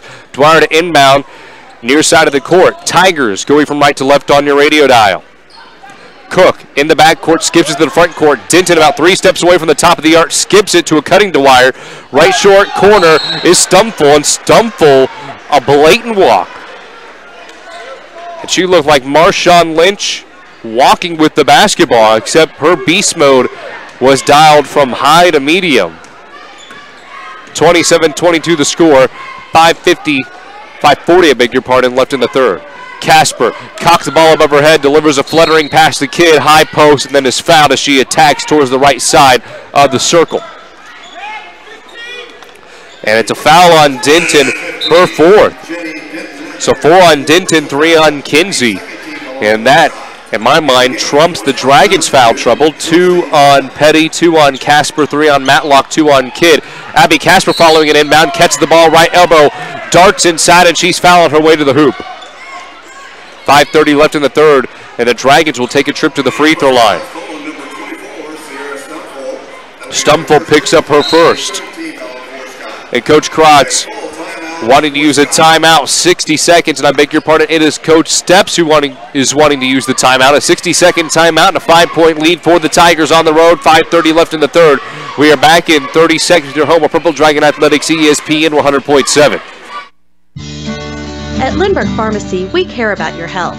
From a qualified and caring staff to services like our Time My Meds and MedPack programs, Lindbergh Pharmacy provides personalized service you can count on. Refill prescriptions online at lindberghpharmacy.com or on your smartphone with our free Lindbergh Pharmacy mobile app. You can also sign up for our text alert program and we'll text or email you when your prescription is ready. Can't miss us. We'll deliver your medications right to your door. Lindbergh Pharmacy, now 2 locations to serve you. High school basketball on ESPN 100.7. We welcome you back to your home of Purple Dragon Athletics, ESPN 100.7. Whether you are listening on the dial in your car or even at home on our live stream at ESPN100.7.com, we welcome you into Pittsburg High School. Austin Sounder, Cam Molina, Shelby White back at our KSHQ studio. Abby Casper, the senior for the Dragons. Pair of free throws awaiting her following an inbounds pass and then her attacking the lane and drawing contact. Her first offering's good. The Dragons now 6 of 7 from the stripe. And if you are Coach Krotz, you have to be pleased with your girls' performance, trailing by 10 early on in the third quarter, but then rebounding very well as Casper goes 2-2. Her second offering is met with a friendly Dragon hop and roll. 27-24 the score, and a 7-0 run for Pittsburg High School. Cook darts a pass over right wing. Allen rips through from left to right, and a foul by Petty on the floor, and that is a questionable call. Petty had her arm straight up, but Allen is a bit undersized. Petty is about 5'6", 5'7". Allen's about 5'1", 5'2", and Petty has 3, and just her body language shows that she's frustrated, and that is an area she'll have to improve in, just that physical displeasure and making sure that she remains stoic. Cassidy Odell will sub in for the first time tonight. Brown is in the right short corner, delivers a beautiful beeline inbounds pass, low post pass to Cook. Cook loses her handle on this sphere. Trying to recover it is Odell, but the ball is off of Odell and out of bounds. It will remain Fort Scott basketball. Inbounding from the far side baseline, left side of the transparent backboard. Stumful gets it. Far side corner, Brown, wraparound bounce pass to Cook. Cook, a late foul is called, and I think actually there is no foul, but Cook just lost it. Last touch by the Dragons. Inbounding will be Dwyer from the right side of the goal. Bounce pass inside to Cook, bounces off a kid, and then is able to ricochet a shot off the window and down to the bottom of the nylon. And Cook has been terrific tonight. Her 6th make on 8 attempts, 6 of 9 from the free throw line, 18 points. And I think the shot has been waved off. I'm not quite sure. No, now it is being added to the scoreboard, and a 5-point lead once again for the Tigers, 3rd on Kidd. So cause for concern now. Your front court is in foul trouble if you are Coach Krotz, so you have to play a bit of small ball. Kidd will remain in, though. 3 on Kidd, 3 on Matlock, and Cook is able to notch in the and 1. She is 7 of 10 from the stripe. She has 19 points. Ripping through is Zoe Penamani from right hip to left hip, finds Cassidy Odell, far side wing in front of a crowded, packed Pittsburg High School with many fans cladded in purple, sitting in purple stands. Ball poked up in the air by Stumful as Zoe Penamani tried to throw a fastball back to the top of the key, stolen by Cook. Dwyer transition 3, left side of the window. Ball is tracked down by Allen, and a foul on Odell. 4th team foul committed by the Dragons, and first on Odell.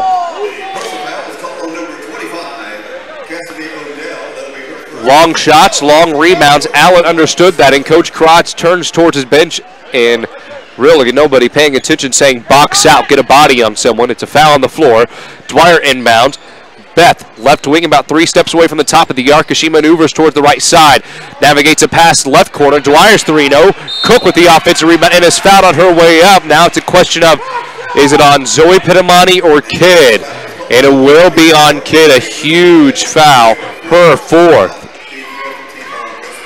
And now Matlock is set to check back in with 4:22 left in the third and a 6-point game. Cook with a pair of free throws, and her first offering sails, clangs off the back of the iron and goes through. Shooting her 11th and 12th free throw of the night. And subbing in for the first time tonight for the Dragons will be the JV extraordinaire and Ella Hendrickson. And this is some much needed help in the front court for Coach Krotz. Hendrickson has only played minimal minutes, as both free throws by Cook are good. 9 of 12 from the stripe. And now Brown will check back in. Cook subs out. She'll catch a breather. Dwyer will come in as well. In the low post for the first time tonight is Brooklyn Shee.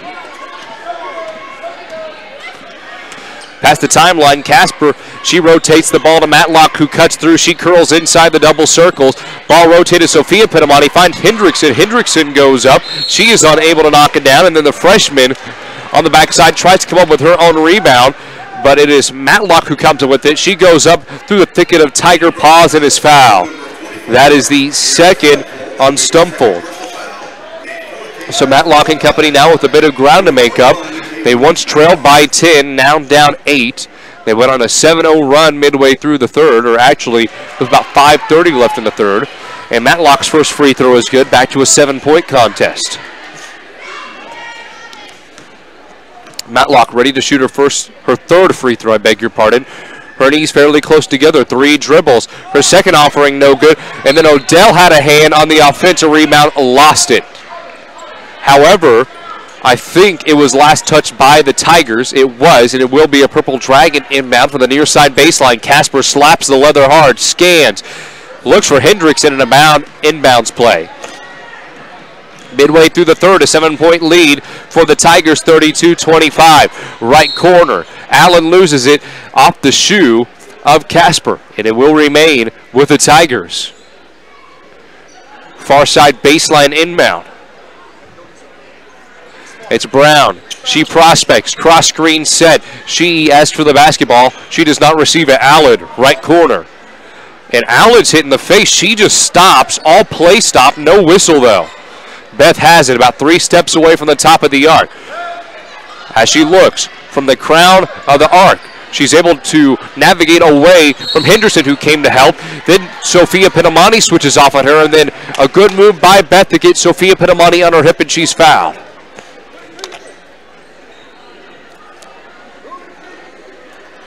Sophia Pitamani will pick up her second and the team 6th. Petty will come in with 3 fouls, and Coach Krotz, during the play on the floor, was preaching to her, play smart, and it was a foul on the floor, not in the act of shooting. Ball skipped in. Beth wide open, left wing 3, bang! Able to sink it in. Beth's first 3-pointer drops. 10-point ball game once again. Matlock will stop, acting like a stick in the mud at midcourt. Tries to go with a lob pass to Hendrickson, read beautifully by Beth. A right arm sling pass over to Brown, left wing. Brown, step back, thought about attempting the 18-foot 2-pointer. Instead, will reset the offense and finds Brown, who is wearing compression leggings. Brown, dribbling with her left hand, gets inside the key. Will find Brown as she interchanges bounce pass. Right corner, Allen looks. Right elbow, she, no good. Rebound by Stumfold, and then Stumfold is fouled. And now an irate Keith Matlock, assistant coach for the Dragons, screams at his girls. No one is rebounding, no box out. And the Tigers done a great job winning the battle of the boards. Stumfold off the bench with 3 rebounds, 2 points. Stumfold will set at her chin, and her first free throw swirls out. Stumpful and company have had their chances from the stripe. They are shooting their 17th and 18th try of the night. Allen subs out. Elena Allen will check in. Second opportunity, good. Stumpful goes 1 of 2, and the Tigers 11 of 18, a respectable 61% at the high school level. The Dragons are 8 of 10. If we want to compare. Under 3 minutes remaining in the third quarter of play. It's an 11-point contest, largest lead of the night for the Tigers. Another steal. Cook on the opposite end is able to snatch the ball in the air away from Casper, and then is fouled. Odell with the foul, her second. And the 18th foul on the Dragons, so another one-and-one opportunity for the Tigers. Cook thus far, 9 of 12 from the stripe. She is prepared to shoot her 13th and 14th attempt of the night, potentially her 14th attempt. Free throw rattles in.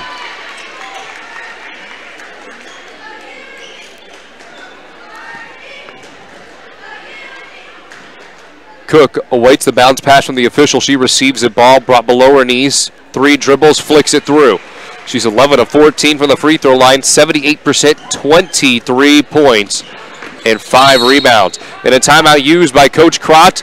The largest deficit of the night at 13, and the Tigers keep grinding on and have pushed the lead to double digits over the hometown Pittsburg High School Purple Dragons. And we will bring you back more of the third quarter of play. Just 2:41 to go left in the period, and 30 seconds here on your sports headquarters, ESPN 100.7.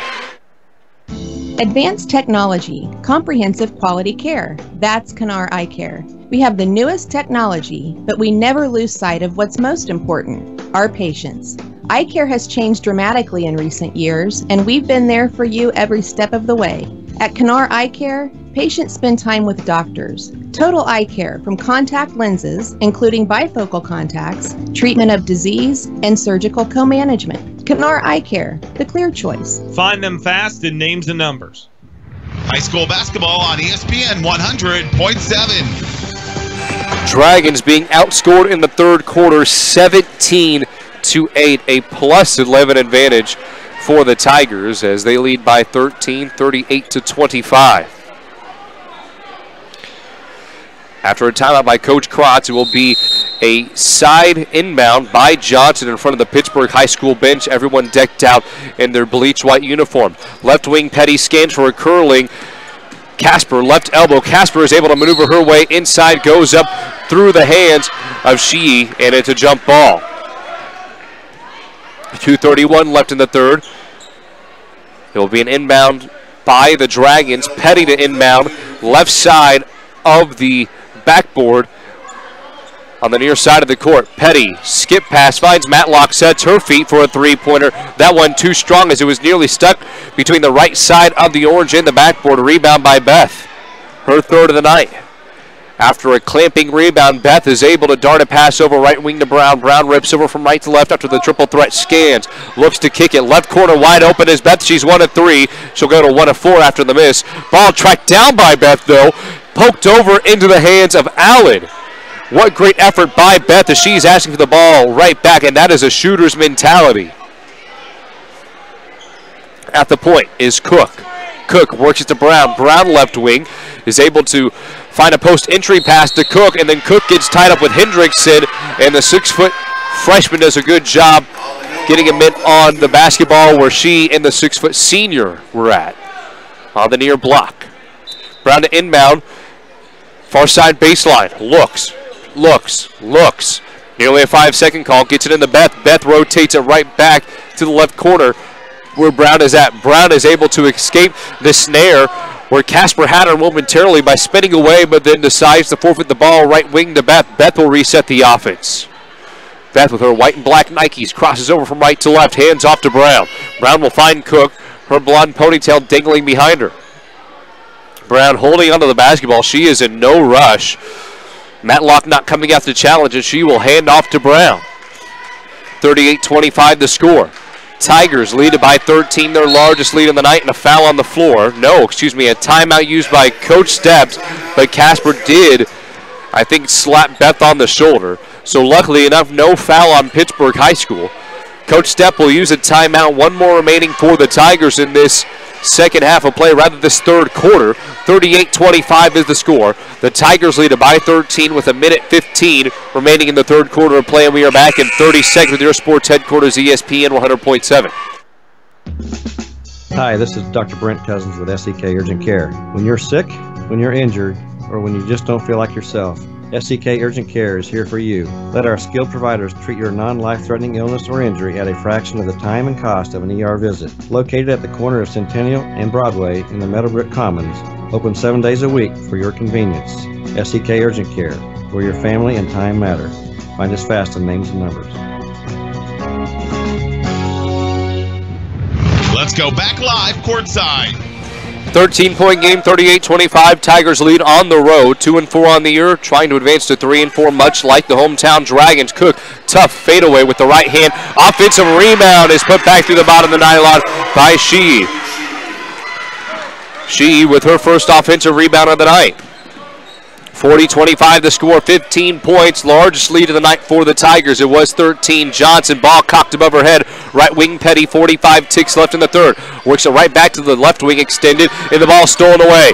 Good read by Beth, who has been a defensive menace in this contest. She dribbles with the right hand, skips a pass over. Left wing Cooks is three, no good, but that's a big break for the Dragons. Hendrickson with the defensive rebound. Ball pushed ahead of Petty. She tracks it down left wing, loses her handle on the sphere, and then goes inside of the key near the restricted zone, but then it looks like Cook slipped and took the legs out of underneath Petty.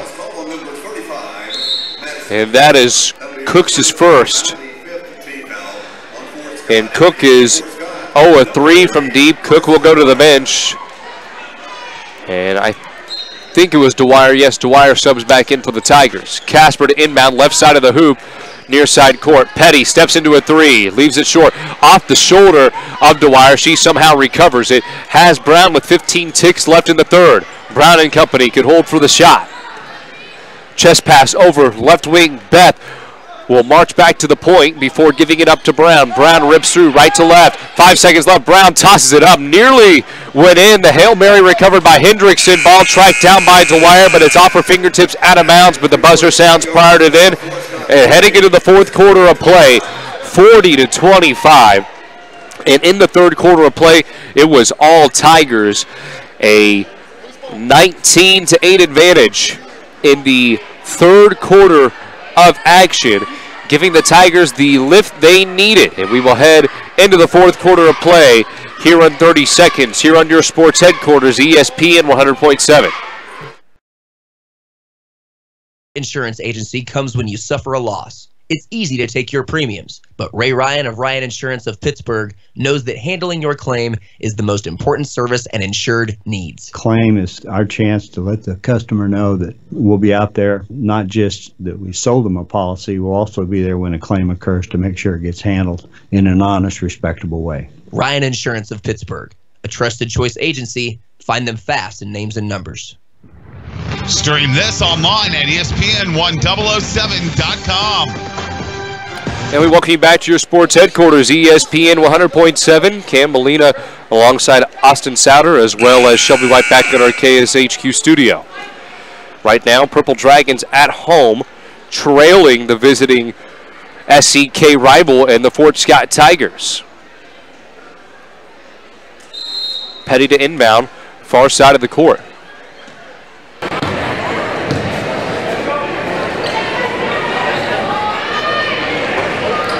And Petty will immediately toss up a three-pointer to begin the fourth quarter. Rebound by Kidd on the weak side, goes up through traffic and draws the foul.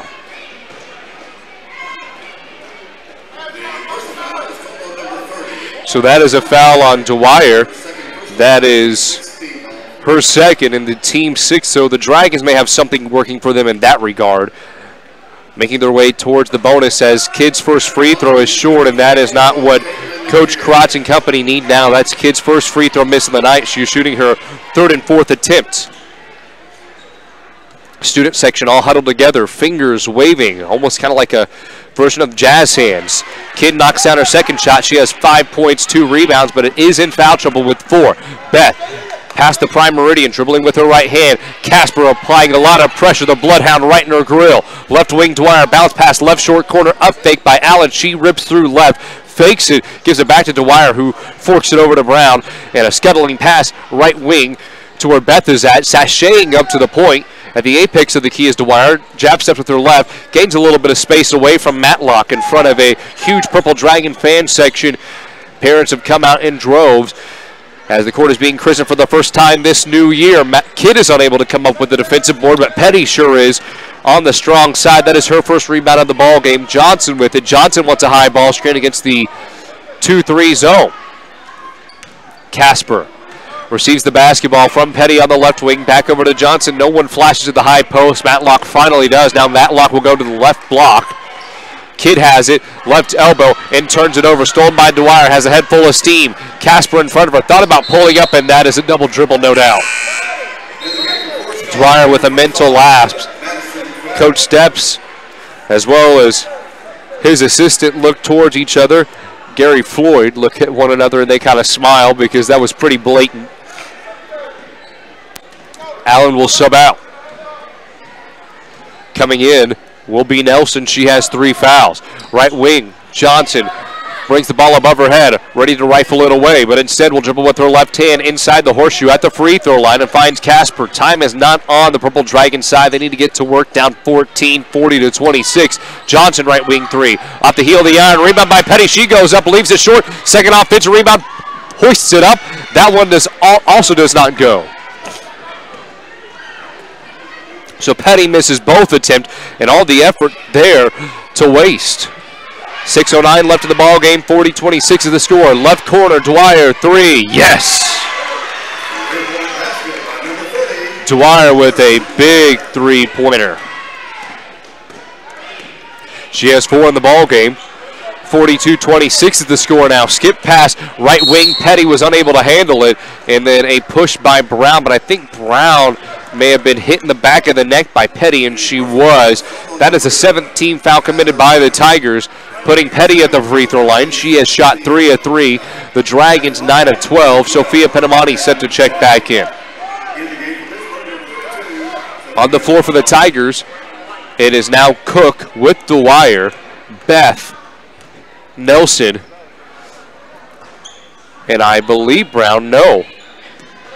Kira Pryor has just subbed in. So Pryor will come in for the first time this night.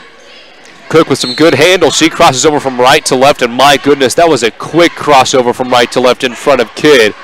And I think it was on Matlock. It was her 4th. So luckily it was on Matlock, not Kidd, but each have 4. 19 foul committed by the Dragons, and Cook has proven too much for Pittsburg High School to handle in this ball game. With 5:41 left in the contest, Cook will shoot a 1-and-1. Her free throw is good. She will shoot her 16th attempt here in just a second. Cook with her scarlet red jersey, white numeral and lettering trimmed with black, spins the ball in front of her, receives it back, 3 dribbles, and her second attempt is good. She is 13 of 16 from the stripe, 25 points, and 5 rebounds. 44-26 the score, and the lead has just slowly extended on this Friday night. Sophia Penamani dumps it off. Right wing, Johnson drills it. Johnson hits her second 3 in the night. She has 6. Nelson to Cook. Takes a hop step at midcourt. Back to Nelson. Pryor works it around the horn. Right wing is Dwyer. A tall lineup for Fort Scott. Nelson wants the basketball on the backside of Kidd, but Beth has it instead as she zooms it over left wing. Pryor skips it all the way over right wing now to Dwyer. Dwyer ball below her knees. Cook with a lightning fast pass to Nelson, who was cutting from the far side block inside the key, but she misses her shot. Rebounded by Johnson. Casper picks up her dribble. No, she maintains her dribble along the right short corner, maneuvers along the baseline, pirouettes and scores. That was a beautiful move by Abby Casper. She has shot 2 of 3 from the field in the contest. She now has 6 points and a timeout used by Coach Krotz as the lead has been cut to 13, 4:44 left to the 4th quarter of play. And we are back in 30 seconds with your home of Purple Dragon Athletics, ESPN 100.7. Are you tired of all those confusing checking account options? The Kansas Teachers Community Credit Union makes your choice simple. We only have one option. Our checking account has no monthly fees, and if you maintain a $2,000 minimum balance, we pay you interest. Get the Credit Union Advantage at 416 North Broadway or call 620-231-5719 for more information. Deposits are federally insured by NCUA up to $250,000. Stream this online at ESPN1007.com. And we welcome you back to Pittsburg High School, whether you were listening on the dial or on our web stream at ESPN100.7.com. Austin Sounder, Shelby White back at our KSHQ studio. Cam Molina with you, nearing the midway point of the fourth quarter. 44-31 is the score. Tigers lead on the road. It's a line set from the left side of the wing all the way to the right side of the wing. It is a near side baseline inbound by the Tigers. They get it to the backcourt. Cook skips it into the front court where Nelson's at, and then Pryor comes up to help. The guard handling the sphere, and the Dragons applying a lot more pressure defensively. Casper right in the face of Beth. She does a good job maintaining her composure, but then loses it. Casper recovers. Sophia Penamani chucks it up in the air. No one there. Matlock recovers it. Casper in transition. Goes with the Euro step. Flips it up right-handed. No good. Kidd with the offensive rebound and is fouled on her way up to the orange. A good sequence by the Dragons, all initiated by the Casper defense. And that is on Nelson, her fourth.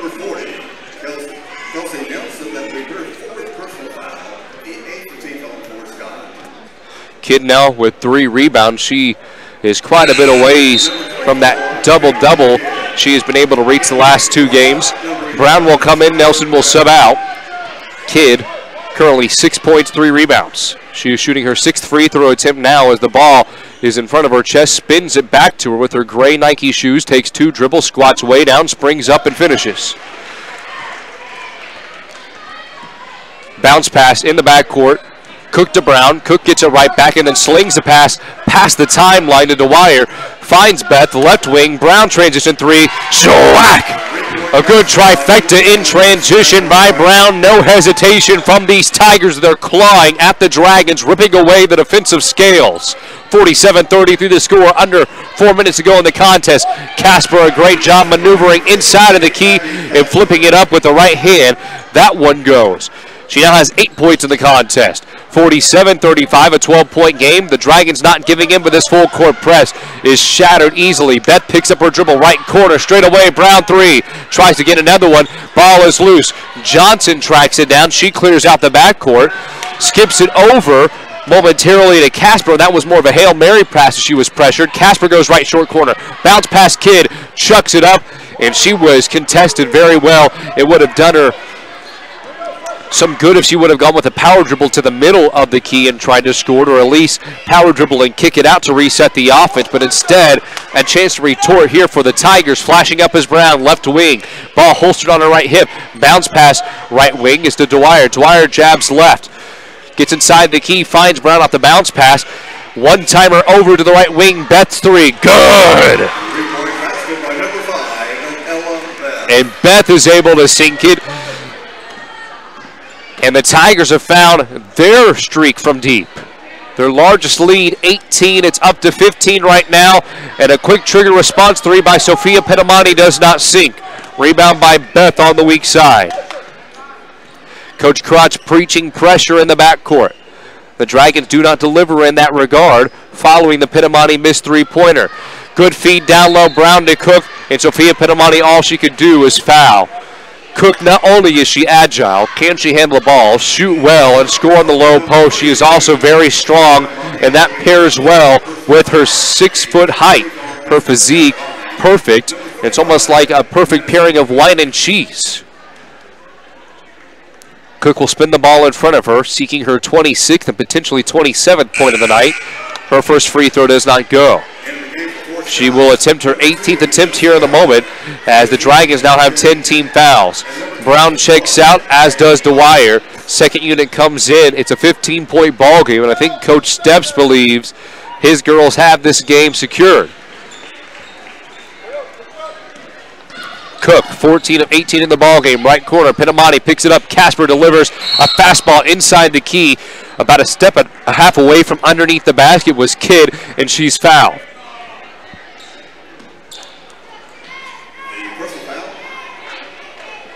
Foul on Addie Lyons, her first. 2:17 left in the fourth quarter of play, and the Dragons down 16, and all seems but over at this rate. Kids free throw good.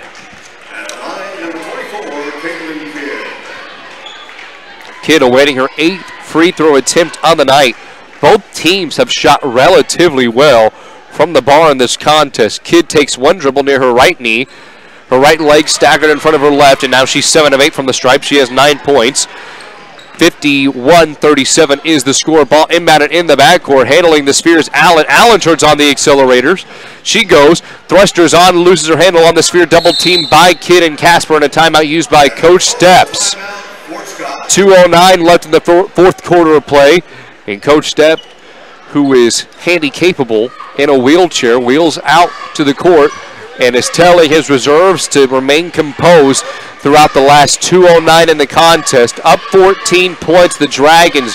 Coach Krotz talking it over, trying to develop a plan here with just over 2 to go. We are back in 30 seconds with your home of Purple Dragon Athletics on ESPN 100.7.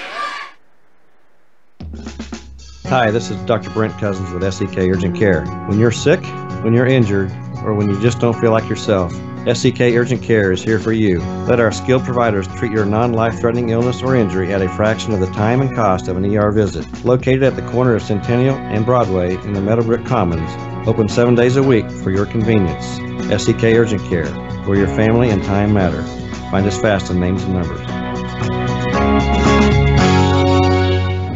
High school basketball on ESPN 100.7.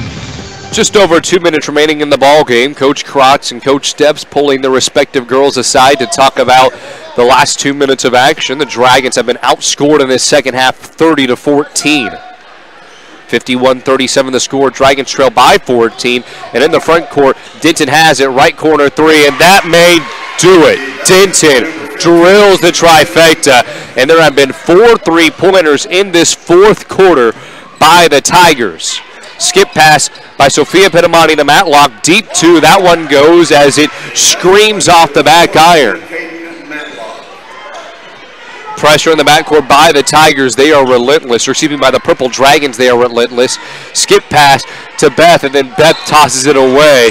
And actually, I think Sophia Petamani tried to cut in front of the crashing Lions and may have had the ball shoe shine off of her. And it will be a Tiger inbound.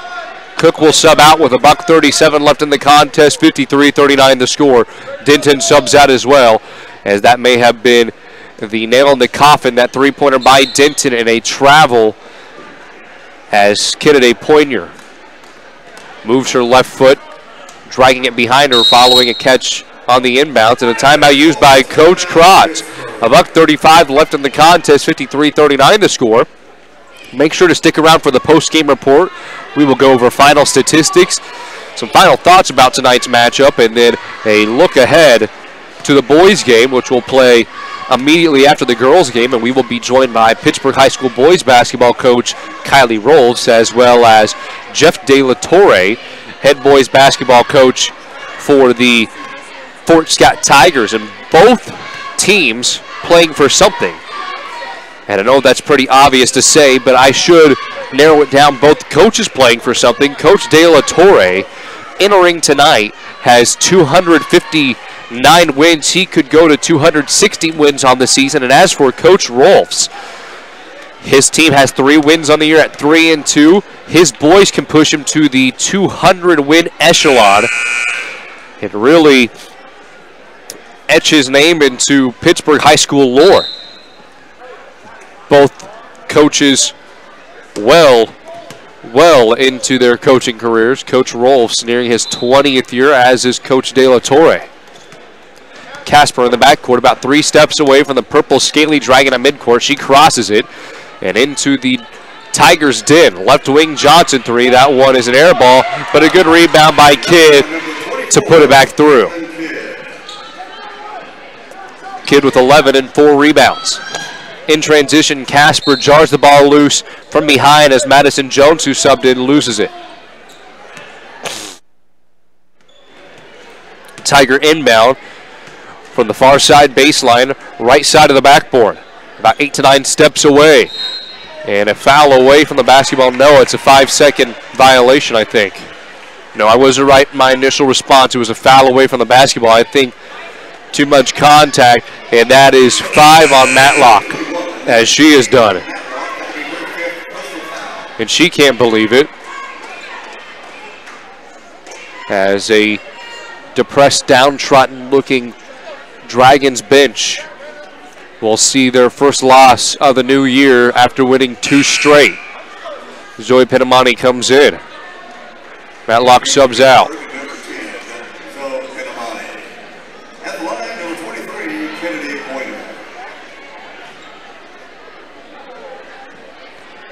Pointer to the stripe.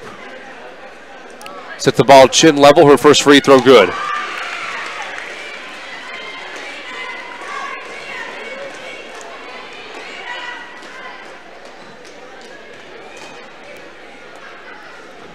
Pointer, her second opportunity. That one is no good. She goes 1 of 2. And the Tigers 17 of 26 in the ball game. Casper. Double dribble. Looks like she lost the ball on her hip. Clamped it there and then went to dribble again, and the officials picked up on that with 1:09 remaining. I think the Tigers are going to try to play a little bit of stall ball.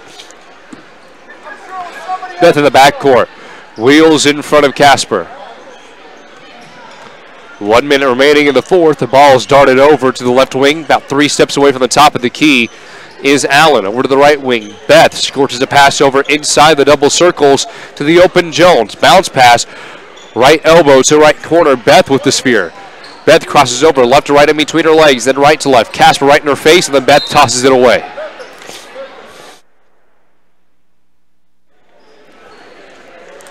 .46 seconds left. A 13-point lead for the Tigers as they are in a prime situation to advance to 3-4 on the season, just 1 game below 500. And I think any team who started off the season 0-3 would be appreciative of that. The Dragons will drop to 2-5 as the three-pointer on the left wing by Casper does not go. Offensive rebound by Sophia Penamani goes up with the shot. It's converted plus the foul.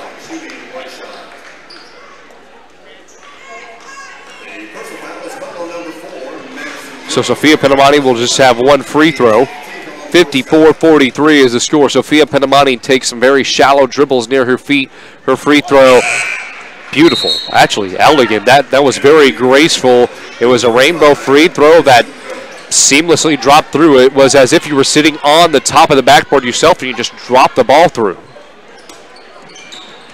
In the backcourt, handling the sphere is Cook. I think Coach Steps just wanted a reliable hand in the backcourt. Beth with it, right corner. Holds on to it, has Allen, 17 seconds left. Coach Krotz telling Sophia Penamani to go defend Allen. Allen generates a little bit of space with a jab step and then reels backwards. 7 seconds left, Cook has it. Zoe Penamani comes out to greet her like a Hallmark card. Ball is ripped from the right ear to the left hip of Cook, and that's ball game.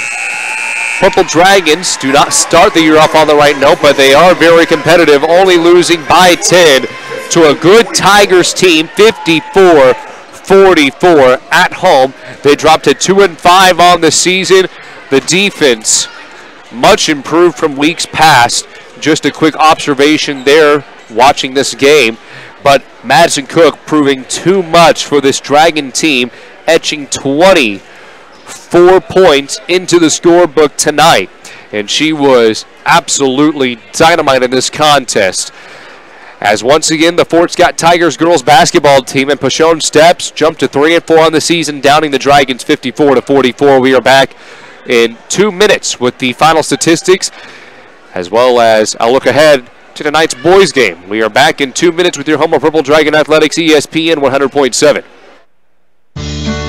At Lindbergh Pharmacy, we care about your health.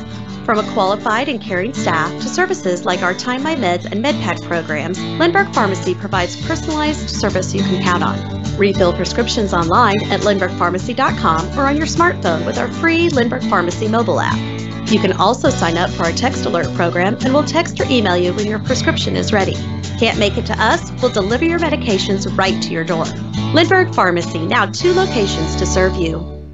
When the lights come up on Friday and Saturday nights at high schools and colleges across the region, it's often on a field built by Crossland Construction. Many Crossland employees played on those fields and were educated in the schools that are thriving parts of our communities today. Crossland is a proud supporter of area athletics and urges you to be a part of your local school community. Many of the athletes playing today may help Crossland build across our region in the future.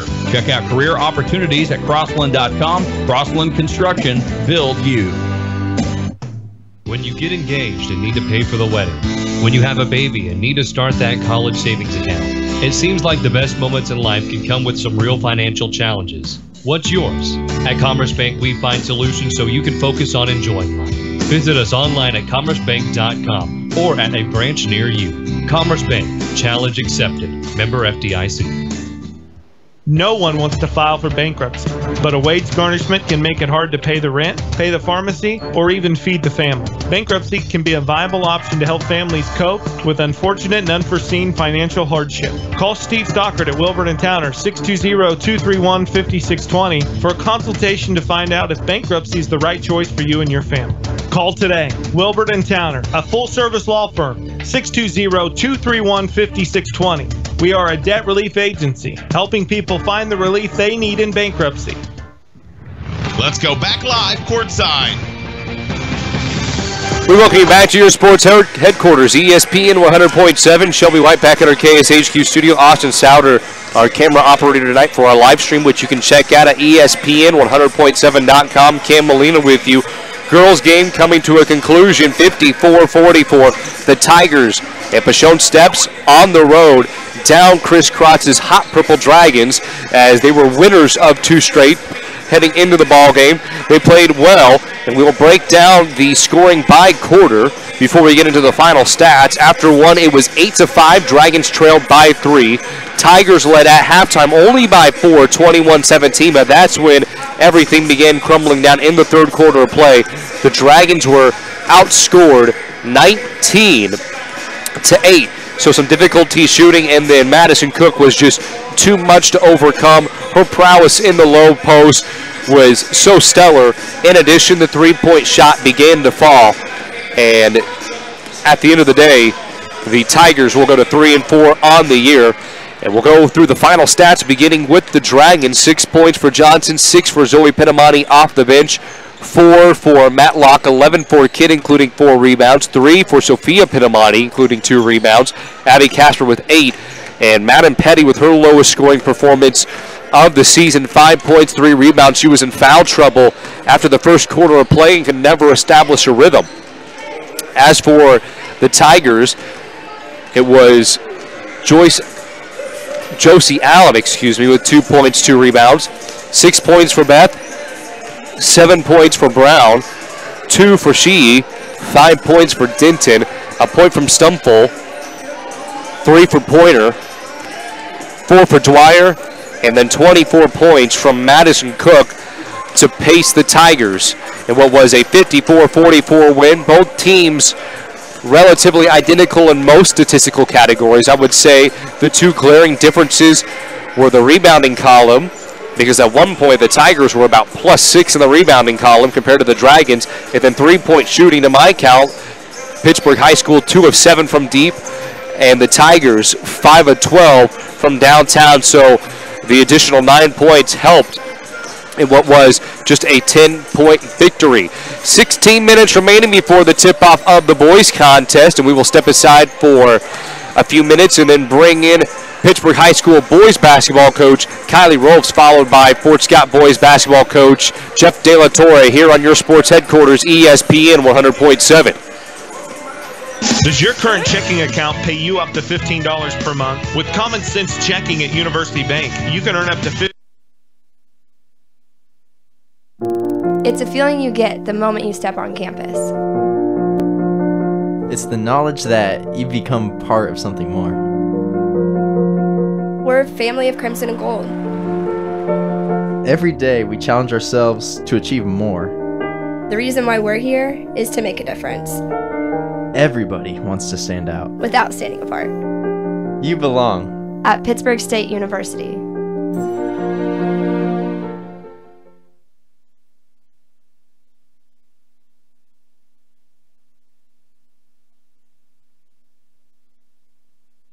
What do you want from your bank? Access to my account information on my phone. Security, convenience, and friendly staff. When I call, I want to speak with a real person. I want it all. Low fees, low loan rates, and high deposit rates. What if there was a place like this in your community? There is. Kansas Teachers Community Credit Union with locations in Pittsburg, Fort Scott, Independence, and Coffeyville, serving area residents since 1949.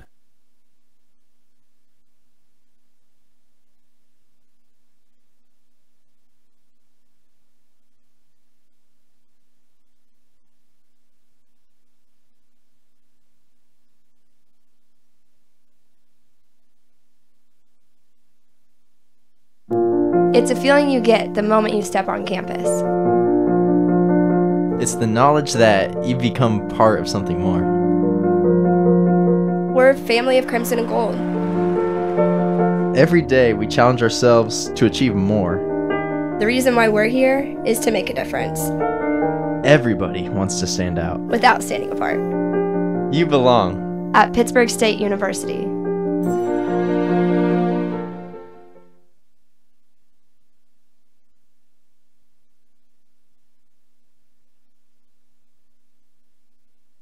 What do you want from your bank? Access to my account information on my phone. Security, convenience, and friendly staff. When I call, I want to speak with a real person. I want it all. Low fees, low loan rates, and high deposit rates. What if there was a place like this in your community? There is.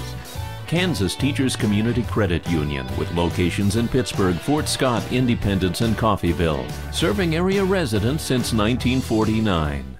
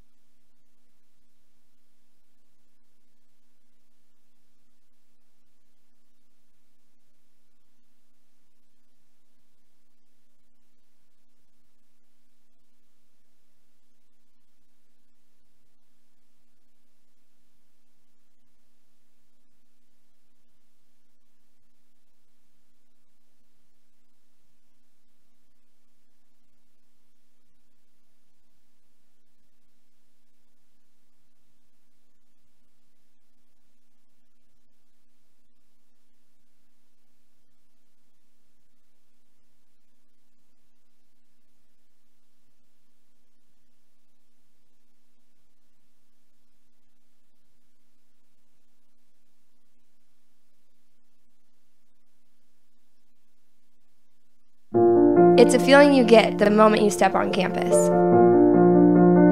It's the knowledge that you've become part of something more. We're a family of crimson and gold. Every day we challenge ourselves to achieve more. The reason why we're here is to make a difference. Everybody wants to stand out. Without standing apart. You belong. At Pittsburg State University.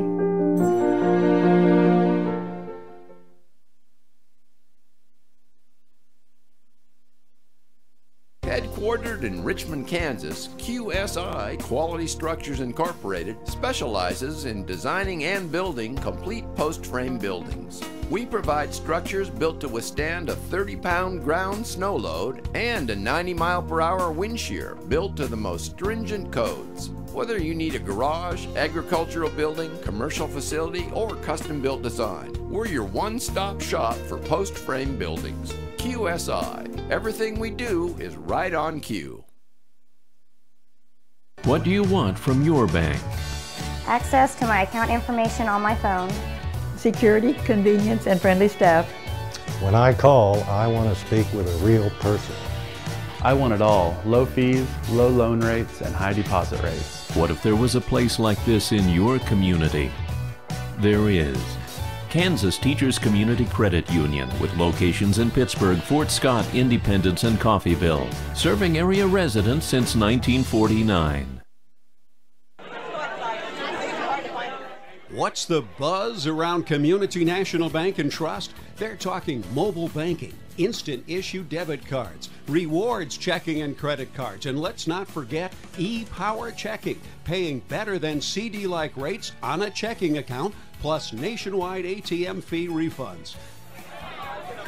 Get in on the buzz. Community National Bank and Trust, member FDIC.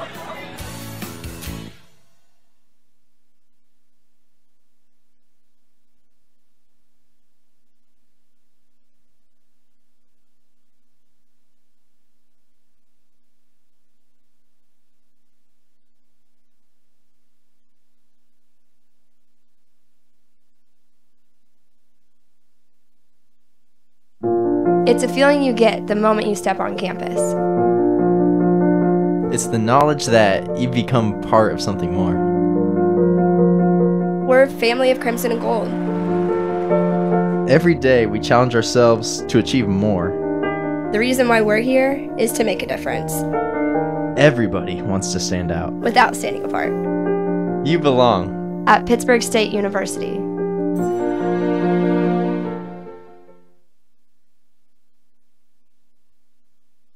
Headquartered in Richmond, Kansas, QSI Quality Structures Incorporated specializes in designing and building complete post-frame buildings. We provide structures built to withstand a 30-pound ground snow load and a 90-mile-per-hour wind shear built to the most stringent codes. Whether you need a garage, agricultural building, commercial facility, or custom-built design, we're your one-stop shop for post-frame buildings. QSI. Everything we do is right on cue.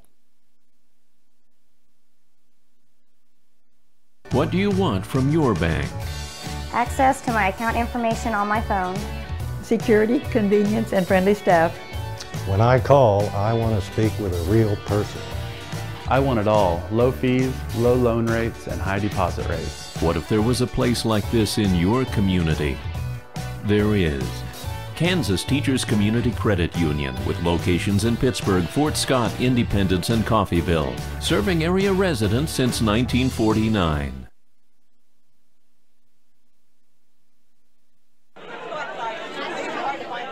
What's the buzz around Community National Bank and Trust? They're talking mobile banking, instant issue debit cards, rewards checking and credit cards, and let's not forget e-power checking, paying better than CD-like rates on a checking account, plus nationwide ATM fee refunds. Get in on the buzz. Community National Bank and Trust, member FDIC.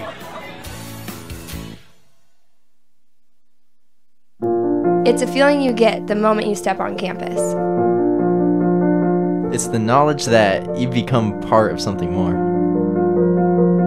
We're a family of crimson and gold. Every day we challenge ourselves to achieve more. The reason why we're here is to make a difference. Everybody wants to stand out. Without standing apart.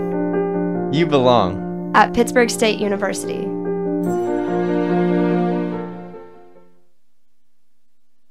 What do you want from your bank? Access to my account information on my phone. Security, convenience, and friendly staff. When I call, I want to speak with a real person. I want it all. Low fees, low loan rates, and high deposit rates. What if there was a place like this in your community? There is. Kansas Teachers Community Credit Union, with locations in Pittsburg, Fort Scott, Independence, and Coffeyville, serving area residents since 1949. Sure they have the resources to fight large corporations or insurance companies. Your attorney should have extensive trial court experience and a track record of success. The Spigarelli Law Firm, with offices in Pittsburg and Coffeyville, has the experience, resources, and reputation to provide the quality representation your claim deserves. Fred Spigarelli has received the top rating from his peers with the Martindale-Hubbell Independent Rating System. His firm has the resources to hire the experts and physicians needed to properly present your claim. The Spigarelli Law Firm has successfully tried cases for over 40 years and taken numerous cases all the way to the Supreme Court. Call the Spigarelli Law Firm today at 877-409-7931 or visit their website at spigarelli-law.com. You can also find them fast in names and numbers. Be sure to get reliable information when you choose an attorney to represent you. High school basketball on ESPN 100.7. Hello, and we welcome you back to ESPN 100.7, your sports headquarters. Cam Molina joined by Fort Scott boys basketball coach Jeff De La Torre. Coach, so far this season, your club 2-4 on the year. Victories against Chanute and Columbus. The 4 losses, most of them came from high-caliber opponents. You lost to Labette County prior to going into break, and then in addition, you participated in the Willard tournament where you were taking on a headlining team and the Harrison, Arkansas high school team. Can you touch on some of the tougher opponents you played this year and how those have been learning experiences? Well, we started out at the Willard tournament like we do every year, and we played Bentonville West first, and a 7A school out of Arkansas, very talented kids, a very talented team, and then the host team Willard is pretty solid this year as well, and then playing Harrison. We saw 3 teams that have basically 3 or 4 6'5", 6'6" type athletic kids that just very talented, very skilled players, and I was proud of how we competed and how hard we played, but we just ran into some buzzsaws down there, and but we know that going in that it's going to be tough. So we came back out of that, got a couple wins, got a good win on the road against Chanute, got a good home win against Columbus, and then played a really good Labette County team at home as well, and played well, competed. Had a good first half. They did some good things in the third quarter and kind of built the lead, and we just couldn't get over the hump against them. But overall, I'm pleased with where we're going. I think we've shown some progression, and I hope we continue to work hard and continue to get better. Coach, is it tough for you in this team to forget about previous losses, or is it easy for you to pick your guys up following some of those games where you just fell short? For example, you talk about taking on those 6'3", 6'4" athletic guys. In the Willard tournament, you can't teach size. Athleticism kind of comes with, a natural ability, a natural talent. Have your guys been discouraged? No, I don't think so. I think they've done a good job of just kind of moving on to the next one. And we've always talked about the biggest game of the year is always the next one on the schedule. And I know that's something that a lot of coaches probably use that, but we try to get our kids to understand that and to realize that. And I think they did a good job after that Willard tournament when that was done to just realize, hey, these guys these are teams that we're not going to see this type of team every night in our league or on the rest of our schedule. And they had a good week of practice after that, and it showed the next week when we went and beat Chanute and Columbus and had 2 good wins there. So I don't think they get discouraged at all. I think they look on to the next one, and but they know also that in this league you really can't look back. You have to look forward, because no matter what happens, no matter how well you play, you've got to be able to do it again the next night and continue to improve and get better, because every night is a dogfight in our league. Currently talking with Fort Scott boys basketball coach Jeff De La Torre.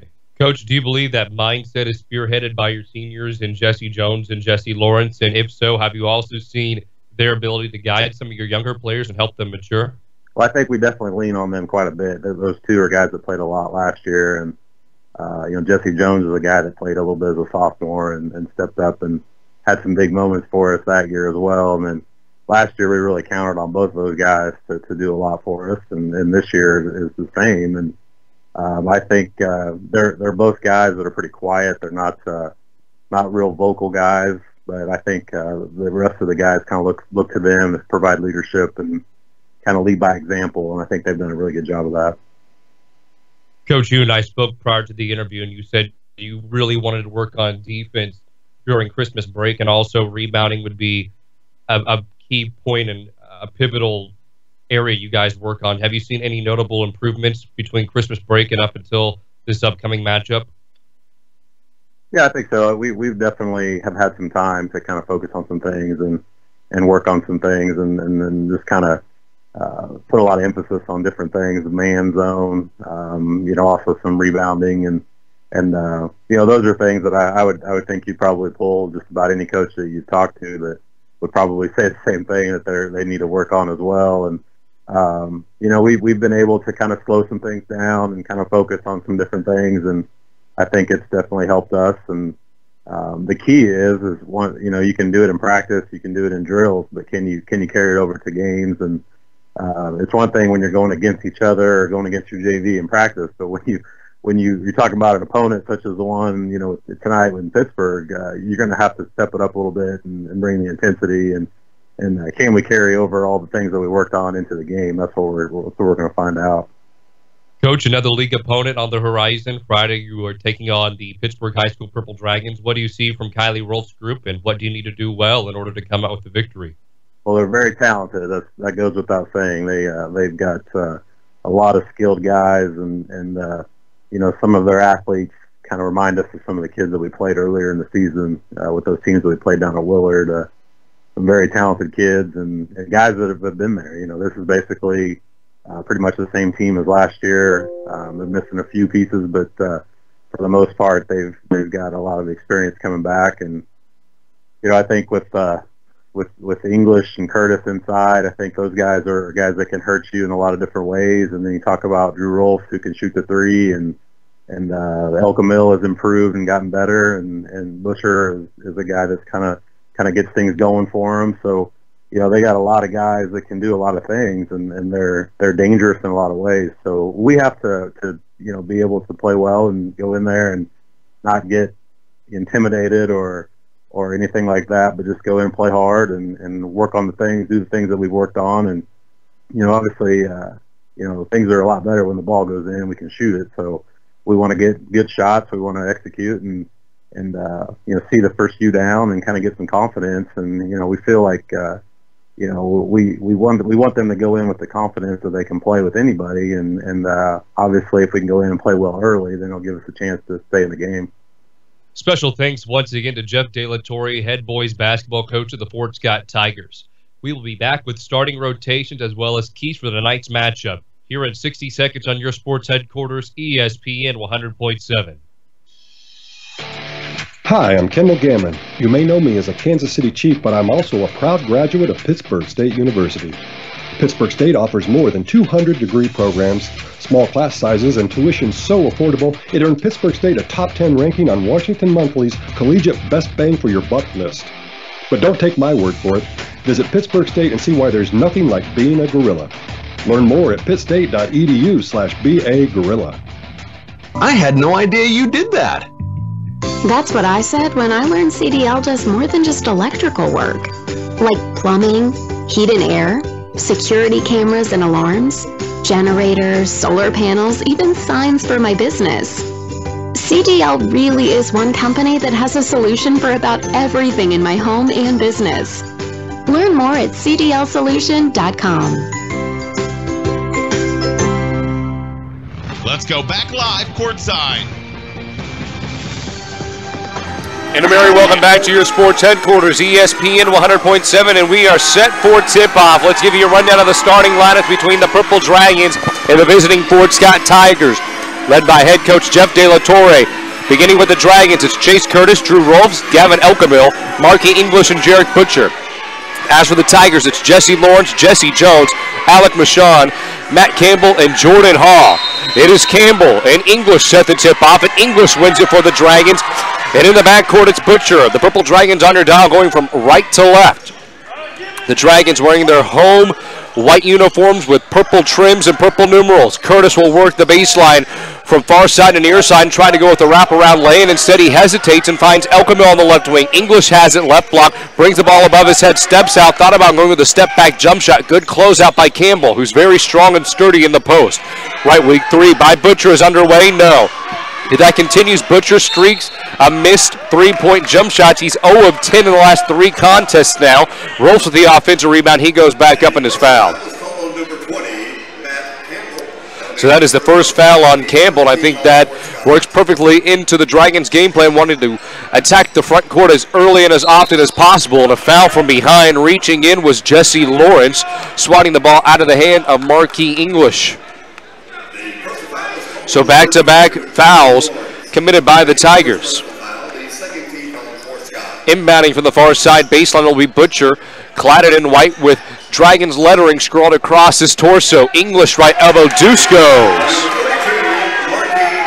So Marquis English will start off the Dragons right with about a 12-foot jump shot. In the backcourt, picking up his dribble is Jesse Jones. Finds left wing Alec Michele. Michele works with the sphere. Defended by Butcher, the hound dog of a defender. Jones crosses over right to left. Defended by Drew Rolfs, the coach's son. Rolfs awaits Jones. Student section decked out in camo attire. You can only see their heads floating. Spinning around is Michele. Michele loses it, but somehow Campbell comes in with it. Free throw line jump shot is too strong, and then Elkamil will hug the board midair. Elkamil wasting no time, dribbling with his left hand. The right hand runner, no. English goes with the tip, and he goes over the back of, I believe, Campbell. And that foul is met with cheers by the student section. First foul on English, team's first as well. Inbound, far baseline, left side of the goal by Michele. Michele nearing the timeline, dribbling with his right hand and somehow weaves the pass in between Butcher and Rolfs, who are waiting there at the half-court trap. Good read on the help defense by Curtis. He comes away with the steal. The quarterback for the football team zips a pass right corner. Ball being worked around the horn. Elkamil free throw line. Instead reverses it back out to Butcher. Left wing. English is three. No. Rolfs tries to tip it up and save it, but instead it's Jones who's able to grapple the rebound. English had a good look on the three-point jump shot. You can't knock him for trying. Right wing deuce good. So Jones is able to step inside the circles and knock it down for the Tigers' first points of the night. Under 6 to go in the first. It's 2-all. English, a beautiful low post move. Had Campbell on his left hit, spun baseline, and then a right-hand polish finish. English currently 2 of 3 from the field to start. Elkamil double team with Rolfs on Jones. And then Jesse Lawrence tries to shovel a pass to an open Campbell, but instead it tripped away. Rolfs transition three, buries it. Rolfs wasting no time. The hair trigger three drops for number 23. 7-2 the score. Dragons up 5. Skip pass from Jones to a wide open Michele near midcourt, near side of the court. Butcher comes to defend right wing against Michele. Flashing up is Jones. Right in the face of Rolfs, trying to respond with a trifecta of his own. Elkamil tracks down the board. After clamping onto it, he loses his footing and trips. I think Jones may have nicked his heel. In transition, Lawrence goes up, Euro step right hand, leaves it short and will twirl around the rim. Staying on the front and misses. Curtis, rebound. Scorch pass over to Rolfs. He skips it over. Right wing, Elkamil, challenge three. Left side of the rim does not go, but Curtis with the offensive rebound goes back up and finishes. And that's where Chase Curtis thrives. In the low post, battling for boards, and a timeout used by Coach Jeff De La Torre. 9-2 is the score. Dragons lead by 7. 4:44 remaining in the first quarter of play, and we will keep it here on your sports headquarters, ESPN 100.7. If you are joining us on the dial or on our web stream at ESPN 100.7, we welcome you in. Austin Souter working the camera tonight for our live stream. We shall be right back at our KSHQ studio. I'm Cam Molina. 9-2 the score so far. Dragons leading it following a 78-55 victory on the road against Chanute right before Christmas break. Coach Jeff De La Torre and company 2-4 on the season, looking for that third win on the year. Coach Rolfs can earn his 200th victory of the year tonight. And as for the Tigers, Coach Jeff De La Torre could earn his 260th. So Rolfs could earn his 200th. De La Torre 260 as Curtis on the opposite end of the floor comes away with the steal. Rolfs awaits for Marquis English to slash from the top of the key to the left block. He tries to go with the follow away deuce. He misses his first jump shot from inside the paint. Left wing with it. Michele, he picks up his dribble, double team. Lawrence wanting the basketball. Elkamil gets tied up with him. Jump ball, possession, Tigers.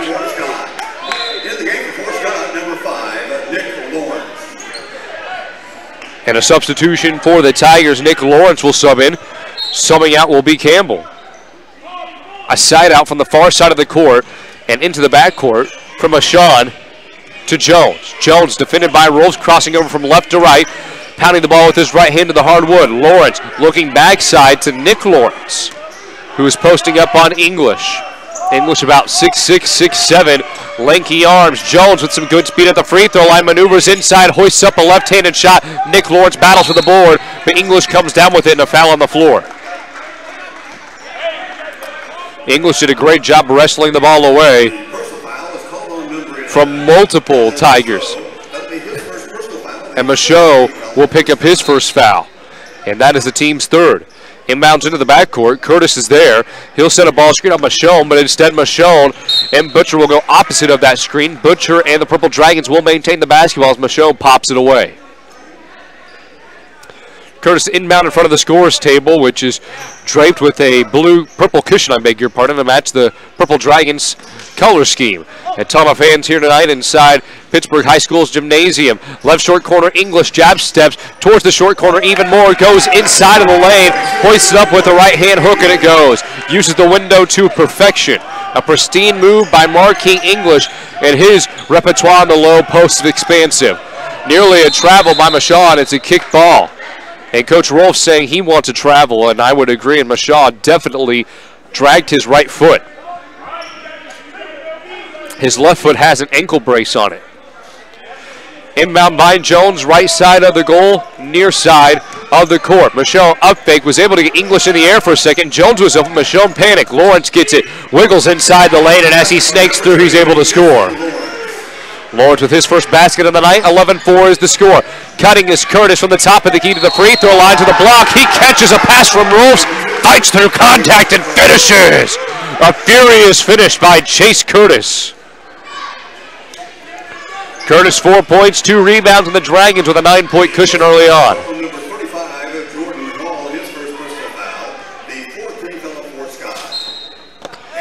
And a new substitution for the Tigers. C.J. Horton will sub in. Michele will come out. And as mentioned before, the student section decked out entirely in camo attire, whether it be shirts or jackets, and many wearing orange hats or jockey caps as Curtis's and one opportunity is converted. Pressure in the backcourt. Curtis comes away with the steal, soars to the right-handed finish. Curtis with 7 quick points and 2 rebounds. Full court press by the Dragons. It is a 1-2-1. English leading the charge as he spearheaded the press. Lawrence tries to shovel a pass, right block to the wide open Hall, but it's a good read by Butcher sliding over on help defense to swat it away. 16-4 is the score. Dragons up 12, 2:45 left in the first. Lawrence the inbound, far left side of the goal. Jones, right wing extended. Dribbles right to left. Rolls comes out to defend. Left wing, great head fake shown by Horton. He'll pull up left short corner deuce, and that one drops. He's about 6'4". It has a silky smooth jumper. Butcher past the prime meridian as he's able to dump off the ball right wing to Gavin Elkenbill. 2-3 zone by the Tigers. He kicks a pass over left wing, and then a flip over to Marquis English on the left double. He'll go through, keep the ball in front of him, and scores in traffic. Marquis English is a man on a mission. Christmas break, what rust? 18-6 the score, 12-point lead for the Dragon. 2 minutes to go in the first. Jones with a spin move towards the far sideline in front of the student section. Wide open is C.J. Horton, but he's doubled teamed. English comes away with the steal at the point. He goes away in transition with a behind-the-back move, but he's fouled in the open court. And it's Alex Kafka set to check in for the Dragons. They can go about 8 to 10 deep, depending on the health of their bench. Butcher will sub out. And Elkenbill will take the reins of the offense as he is in the backcourt awaiting the pass from Curtis.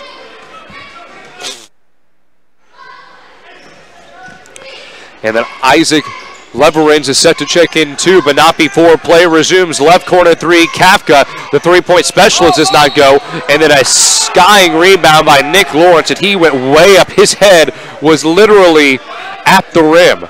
And following the rebound, it's a foul on the floor committed by Curtis, his first, team second. Leverins checks in. Curtis will come out. So a small ball set, if you will. with English at the 5, Leverins at the 4, and it gives Curtis a much-needed break as he has 7 points, 2 rebounds. Marquis English with 8. The front court has provided 15 of the team's 18 points as the Dragons lead by 12 with 1:40 to go on the first. Lawrence with pressure behind him. Kapka and Leverins there. Leverins with his hands brought out. He looked like Patrick Starr for a second as Lawrence dug into him with his shoulder, and it was a foul on the floor, and it was on Leverins. So Leverins is first and the team's third. Inbound is to a wide-open Hall left wing, and then Lawrence has it at the apex of the key and a foul away from the basketball.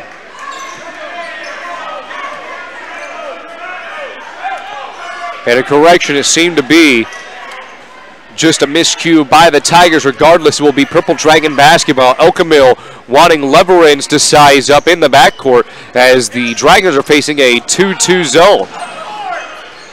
Elkamil spins away momentarily from the recently subbed in Carter Goldston. Bounce pass by Rolfs to Leverins in the right corner. Lawrence comes away with the steal. A bad pass by Leverins. Lawrence with a head full of steam.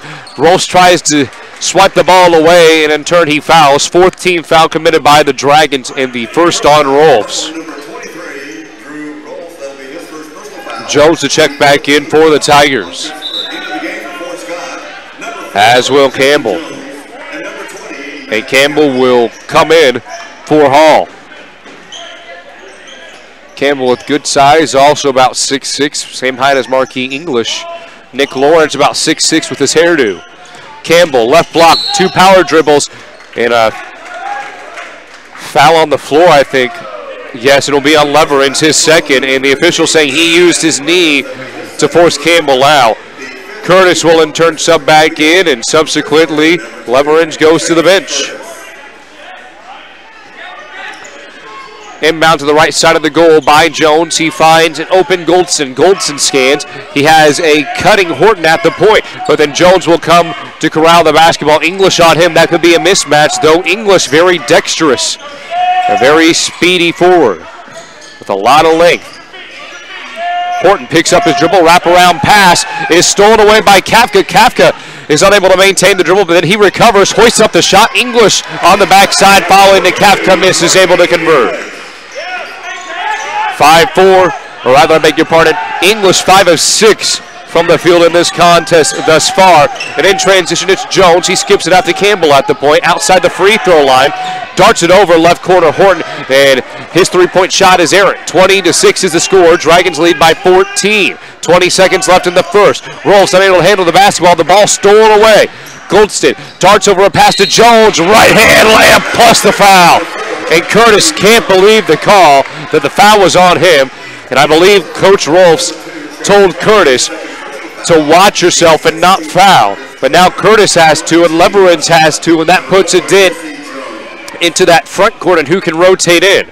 20-8 is the score. A great finish by Jones. He now has 4 points and a chance to make it 5, and he does.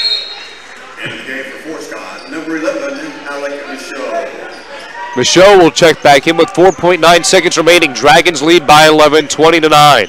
Elkamil in the backcourt. 3 seconds left. Has a little bit of room along the sideline. Ball's ripped away by Michele. He hoists it up. Nearly makes it. But after 1 quarter of play, the Dragons lead by 11, 20-9. We'll be back with the second quarter of play here on your sports headquarters, ESPN 100.7. Are you tired of all those confusing checking account options? The Kansas Teachers Community Credit Union makes your choice simple. We only have one option. Our checking account has no monthly fees, and if you maintain a $2,000 minimum balance, we pay you interest. Get the Credit Union Advantage at 416 North Broadway or call 620-231-5719 for more information. Deposits are federally insured by NCUA up to $250,000. Let's go back live courtside. A 20-point opening quarter for the Purple Dragons in splendid fashion. Chase Curtis and Marquis English hook up for 17 of the team's 20 first frame points alongside Austin Souter with Shelby White back at our KSHQ studio. I'm Cam Molina. The Purple Dragons holding an 11-point edge over head coach Jeff De La Torre's Tigers. Heading into the second frame of action, Coach Rolfs seeking the team's 4th win on the season, as well entering the 200-win echelon. And Trenton Austin, who has been out a couple weeks, will sub in.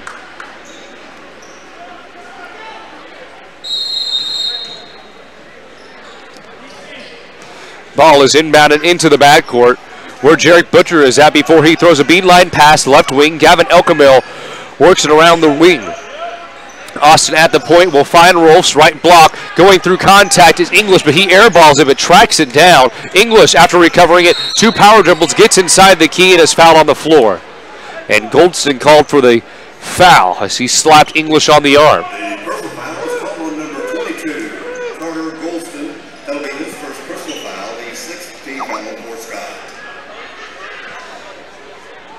Butcher to inbound following the foul, has a wide open English. He's able to tower over Goldston and finish it with the right hand. Michele able to split both Rolfs and Elkamil, but Elkamil was able to guide Michele to English, who swatted away. But as the ball was loose, Michele picked it up and was able to score with the right hand. 22-11 is the score. Elkamil straightaway trifecta and is able to schwack it in. Elkamil with 3 points, 2 rebounds in the contest, and the Dragons still bringing that full court press. Michele turns on the thrusters. He delivers a bounce pass to Horton, right corner, but Horton traveled, dragging his left foot before he put the ball down. 7 to go in the half, and the freshman Javon Grant will sub in, and he's provided Pittsburgh with good minutes over the last 5 games. Elkamil will sub out. 7 minutes remaining in the first half. It's a 14-point lead for the Dragons. Austin gets it into Grant. Grant will point to Austin, saying go to the middle of the full court press that the Tigers are showing, but that was just a feint. Butcher is able to find Grant following the pass from Grant again. And on the opposite side of things, Grant gets it left wing, tries to chuck up a 3. That one's off the back iron. English with the offensive rebound and puts it back. He is just a freak athlete. He has 14 points and now 4 rebounds. In transition, Jordan Hall leaks out and lays it in. Grant in the backcourt, finds Austin, swings it around the Butcher. Another skip pass. Javon Grant has it, delivers a dart to Austin. Austin tries to snipe it right corner to Rolfs. Rolfs mishandles it momentarily, brings the ball above his knees, passes over to Grant, and then a pass over to Butcher is responded with a bounce pass back to Grant. 2-3 zone by the Tigers still. Manning the front is Lawrence as well as Michele. Austin, right corner. Grant, left wing, left corner to Rolfs, and then Rolfs loses the ball along his left shoulder to his neck, and it's stolen away by Michele. In transition, Jones has it left wing, thought about the hair trigger 3 and sent it to wide open Hall. Rips through, power dribble, easy finish in the post, and that was a picturesque move by Jordan Hall, working the short corner, realizing that Austin was laying off way too much, ripped through, pounded the ball to the hardwood, and went up. 27-15 the score. The Dragons leading by 12. 5:52 remaining in the first half of play, and we are back in 30 seconds with your sports headquarters, ESPN 100.7.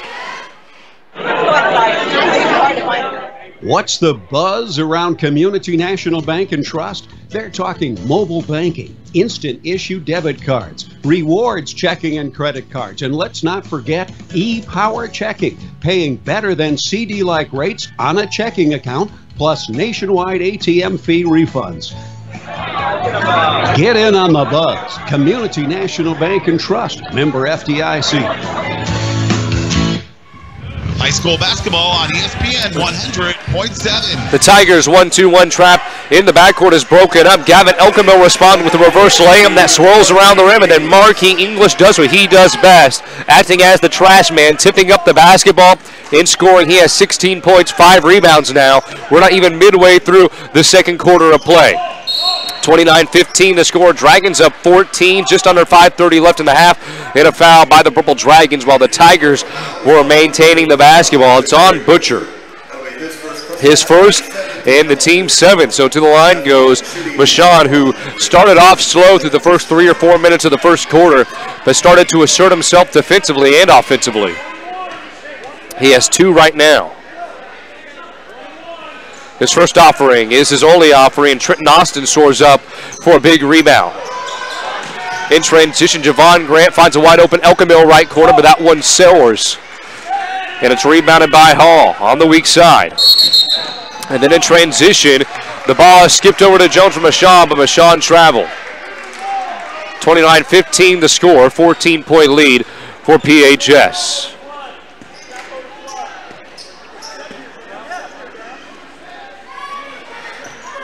Austin finds Grant on the inbound in front of the Purple Dragon bench. Grant will find Elkamil on the skip pass to the far side of the court in front of the student section for PHS, and then Grant receives the ball right back. A good rapport built up between Grant and his upperclassmen, his peers, who have done a great job nurturing him throughout this season. High post set ran by Pittsburg High School. Austin catches it left block, power dribble, fall away right-hand shot is good. It really helps when you have a big like Trenton Austin coming off the bench and giving you valuable minutes, and this is what PHS has missed, additional players in the front court. Mashawn travels again, back-to-back travels. He was in the front court, pump fake, was able to get English to jump, and then leaned into a throw. Mashawn quite irritated, as it will be Nick Lawrence subbing in and Horton. 4:33 remaining in the second quarter of play. 31-15 the score. Dragons their largest lead at 16. Austin a side out towards the near side of the court. The 1-2-1 zone in the backcourt broken up for a split second and then a foul. And that was a bad throw by the freshman, Javon Grant, who tried to, I guess, flutter a pass in between the diamond shape the 1-2-1 makes and looked for Gavin Elkamil, but Elkamil had to leap and lunge forward to grab the ball, and in the process bumped into Lawrence. So Jesse Lawrence goes to the free throw line, as that was the 8th team foul committed by the Dragons to shoot a 1-and-1, and the first free throw goes. By the way, that was Elkamil's first foul on the night, and to reiterate, the team's 8th, with just under 4:30 remaining in the first half. Lawrence with a right compression shin sleeve / calf sleeve on his right leg. Misses his second free throw, but Nick Lawrence tracks it down. Jones a deep three. He dials it up, and somebody answers. And it's the bottom of the net. So Jones with 8 in the contest. A skip pass in transition to English. Left corner three. Butcher finally is able to break the cold streak of 10 straight missed trifectas. Branch defends Lawrence, and that's a foul. So Grant has made a few flubs and gaps here in the second quarter of play within the last 35 seconds.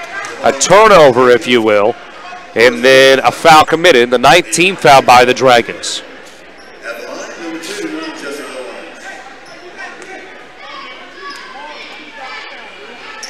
So Jesse Lawrence at the stripe. He's 1 of 2 after his last trip to the bar. The Dragons still lead by 15. Midway through the second. Lawrence, the 1-and-1, sets at his waist, flips his wrist, and it's good. Lawrence readies himself for his 4th attempt on the night.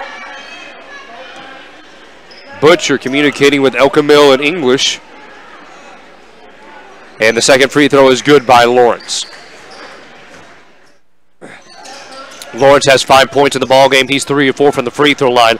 Elkamil and company shatter the press. Butcher left corner tries to respond again from that same place. Elkamil tips the ball up, and it's a foul. And I think it's going to go against either Jones or Nick Lawrence. And it will be on Jesse Lawrence, excuse me. It's his second foul in the team 7th. So Elkamil will go to the free throw line shooting a 1-and-1. Carter Goldston subs in once more. Jesse Lawrence goes to the bench with his 2 fouls. The Purple Dragons lead it by 13, 34-21, but Coach De La Torre has done a great job keeping his guys focused and still in this game. Elkamil sets at his waist, a single fluid motion with the flick, but it's short. Dragons now 1 of 2 from the stripe tonight as Jones passes the prime meridian, standing on the scaly Purple Dragons logo. Butcher is able to swap the ball away, nearly comes away with the steal. It was the great escape, and a dine and dash was in process, but then Butcher was just grappled onto by the hardwood monster and fell in front of the Pittsburg High School fan section.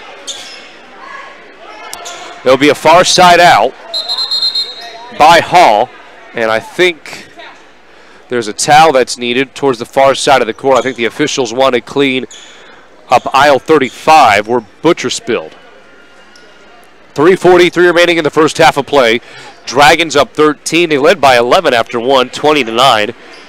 But in this second quarter, the Tigers have been able to pour on 12 points compared to Pittsburg High School's 14. Hall loses the ball on the inbound, but he's able to dart it in to Jones in the backcourt. Looking to swing it is Jones, but a high ball screen is set by Nick Lawrence. Jones will maintain the basketball. He has a mismatch against English. Ball is above the head of Horton. He scans, looks on the backdoor cut to Hall, and Grant bumped into Hall as he was flashing from the left elbow to the post. That was a perfectly designed play by Coach De La Torre, and an even better look outside by the Fort Scott guard. So that is 2 on Grant now, and the 10th team foul committed by the Dragons in this contest. So 2 free throws. Everybody crashes. I don't know why. I think everybody was just unaware of the situation. Grant subs out. Butcher comes in. Rolfs also on the floor with Curtis, Elkamil, and English for the Dragons. It will be Nick Lawrence with Jones, Goldston, Hall, who misses his second free throw, as well as Horton.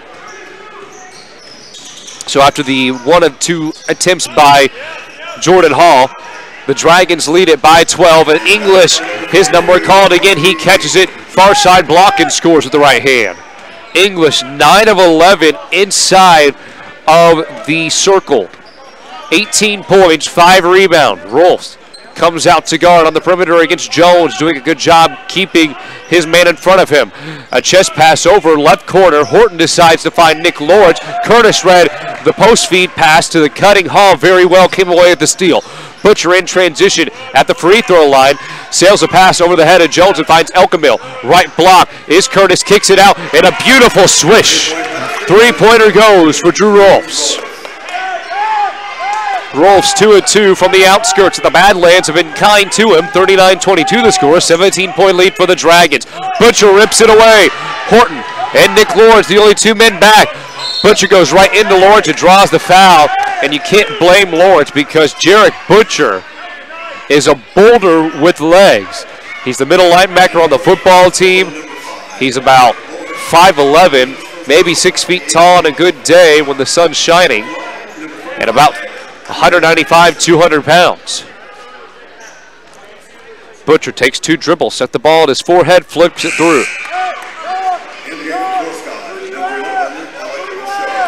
Michele will come in, as will Jesse Lawrence. Jones will sub out with Hall and Horton.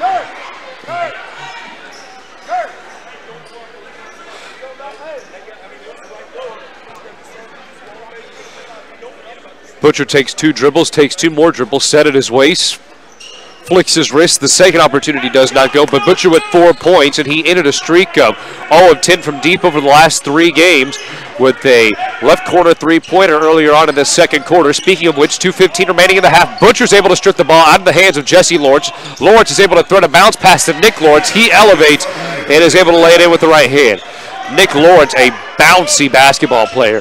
Right short corner 2 by Gavin Elkamil, wastes no time knocking in the deuce.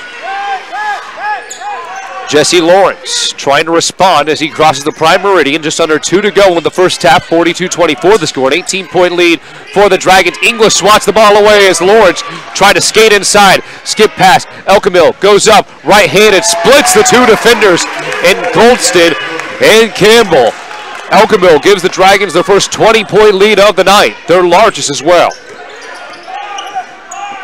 Beautiful cut. Campbell moves from the left elbow to the right block, and I think Curtis or Elkamil bumped into Campbell, and it will be a foul on one of those 2. And it will be on Curtis, his 3rd, so Leverins or Austin will sub in, and instead will be Kafka. Now, I see Austin at the scorer's table as well. So it'll be Austin and Kafka following the Campbell free throw. His first offering, too strong.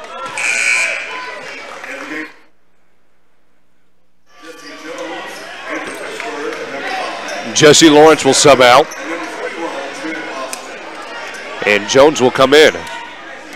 Curtis will sub out, as will Butcher. bringing in Austin and Kafka. The second free throw attempt by Campbell is good. Campbell 1 and 2 from the stripe in this ballgame. Right wing is Elkamil. He'll cross over from right to left and then pounds the ball to the hardwood. Looks at Rolfs. Rolfs flashed, asking for the basketball coming off a curl. Rolfs looks for a cutting Marquis English. He goes up. He was hit on the wrist, but no foul called on Nick Lawrence. A good look by Rolfs not to rush the pass. And the Marquis English notches his 20th point of the night. Left short corner to Campbell, leaves it way short. Rebound by English. That wasn't so much of a rebound as it was just grabbing it off the floor. And then a skip pass, a bullet pass to a cutting Trenton Austin, who lays it in. Some fast-paced action here inside Pittsburg High School with the score 48-25. Dragons up 23, their largest lead of the night against their SEK foe in the Fort Scott Tigers. 40 seconds left in the half. Jones reverses it out. Rolf still applying pressure. Chest pass to Goldston, and Kafka touched it, but the entirety of the Pittsburgh bench had a better view, and they said that it was last touched by Goldston, but the official makes the last call. After that, the arbiter gives it back to Goldston, who gives it off to Michele, finds Nick Lawrence, bounce past Campbell, left block. Michele 3, leaves it short. Rebound by Elkamil on this Dragon team, full of gusto, but a steal by Jones, and it results in a lay-in. Elkamil goes behind the back, 15 seconds left. Coach Rolfs saying, we want one shot. 48-27 is the score. 21-point lead. The Dragons can extend it here. Elkamil spins away, and he's fouled from behind the arc. And what a nifty move. It was a fake by Elkamil. He maintained his dribble after feinting to Rolfs. Spotted up for the three-pointer. Knew Goldston was behind him, so went up, saw Goldston's arm, turned it to his body, and spun, and then chucked it up. So now that is the second foul on Goldston, and free throws for Elkamil.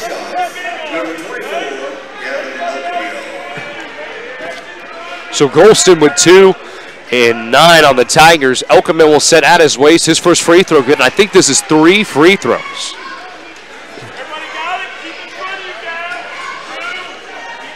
And Coach Rolfs telling his boys, make sure you have your man right in front of you. We don't want anybody leaking out and laying it up.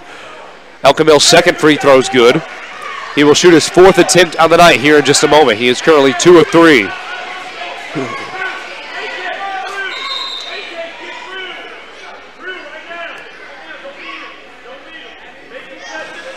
And Drew Rolfs will now guard Jones as Kiley Rolfs tells his son to defend Jones and not to leave him. He's the most potent threat against the Dragons right now.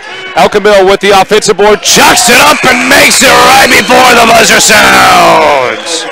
Elkamil downs the 2 plus 2 free throws. A 4-point swing for the Dragons in what was a masterful second quarter. And at that, a masterful first half of action as the Dragons nearly doubling Fort Scott's score.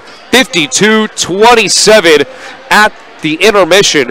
Pittsburg High School leads by 25 points. And we will step aside for 2 minutes and bring you back the first half statistics as well as insight into the second half of play. And hopefully we will be joined by Pittsburg High School girls basketball coach Chris Krotz. You are listening to your home of Purple Dragon Athletics here on your sports headquarters, ESPN 100.7. Does your current checking account pay you up to $15 per month? With Common Sense Checking at University Bank, you can earn up to $15 per statement cycle, 10 cents for each swipe after the first 15 swipes. Qualifying is so easy. It's a feeling you get the moment you step on campus. It's the knowledge that you've become part of something more. We're a family of crimson and gold. Every day we challenge ourselves to achieve more. The reason why we're here is to make a difference. Everybody wants to stand out. Without standing apart. You belong. At Pittsburg State University. What do you want from your bank? Access to my account information on my phone. Security, convenience, and friendly staff. When I call, I want to speak with a real person. I want it all. Low fees, low loan rates, and high deposit rates. What if there was a place like this in your community? There is. Kansas Teachers Community Credit Union with locations in Pittsburg, Fort Scott, Independence, and Coffeyville, serving area residents since 1949. Headquartered in Richmond, Kansas, QSI Quality Structures Incorporated specializes in designing and building complete post-frame buildings. We provide structures built to withstand a 30-pound ground snow load and a 90-mile-per-hour wind shear built to the most stringent codes. Whether you need a garage, agricultural building, commercial facility, or custom-built design, we're your one-stop shop for post-frame buildings. QSI. Everything we do is right on cue.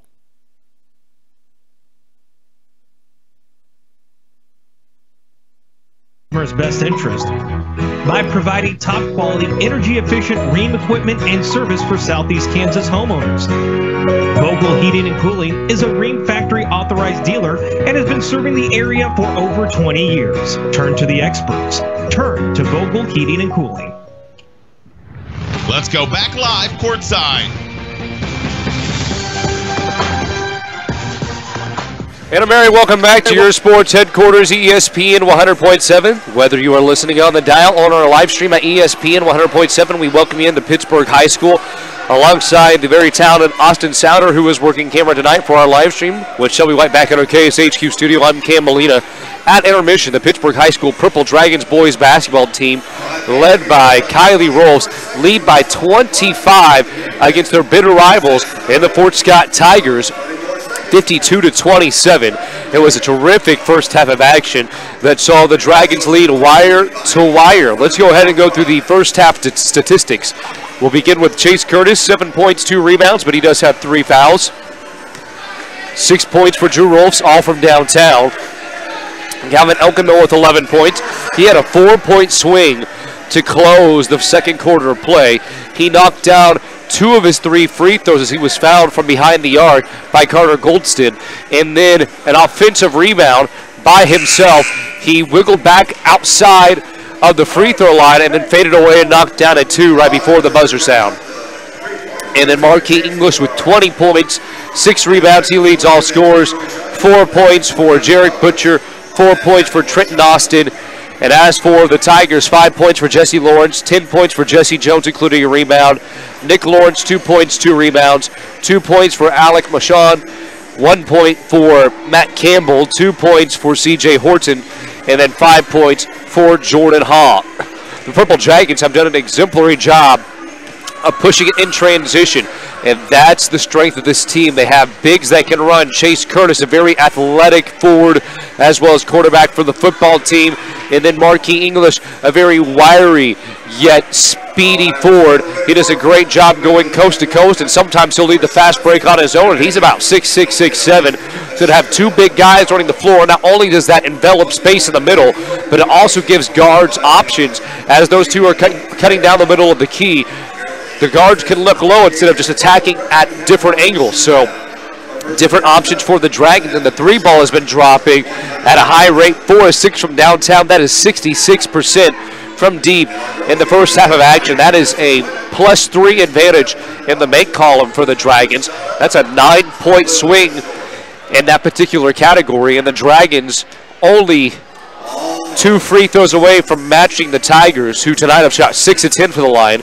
Pittsburg High School 4 of 7, and Pittsburg High School also doing a terrific job rebounding it. They have out-rebounded the Tigers 12-4 in this contest, and it seems like a low number, but the Dragons have time in and time out either forced a turnover or have done a great job rebounding and pushing it in transition. And several of those rebounds are offensive, as Marquis English has done a terrific job of running the floor very well, as mentioned before, but then getting position on other low post players.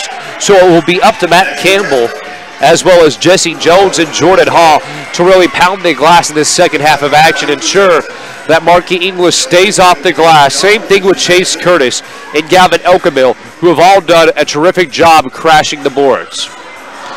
For Pittsburg High School to maintain this lead, they just need to continue playing as they have, forcing turnovers, getting in the passing lane, not hesitating to jump any passes, come away with the steal, push the ball in transition, and score easily. Rely on your playmakers and make sure your bench gets in there. A big bonus to this Pittsburg team is the fact that they have Trenton Austin back.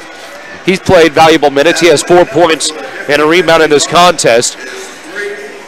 In addition, Alex Kafka has given good minutes, and Isaac Leverins has allowed Chase Curtis to sit the bench and rest up as well. So allowing your starters to get a breather is pivotal, and Kiley Rolfs has done a great job managing the time between his starters and his role players. 5:30 remaining before the beginning of the second half of action. Hopefully we can bring on head coach Chris Krotz of the girls basketball team following a 10-point loss to Pashone Steps' Tigers earlier today. We will be back in 2 minutes with your home of Purple Dragon Athletics, ESPN 100.7.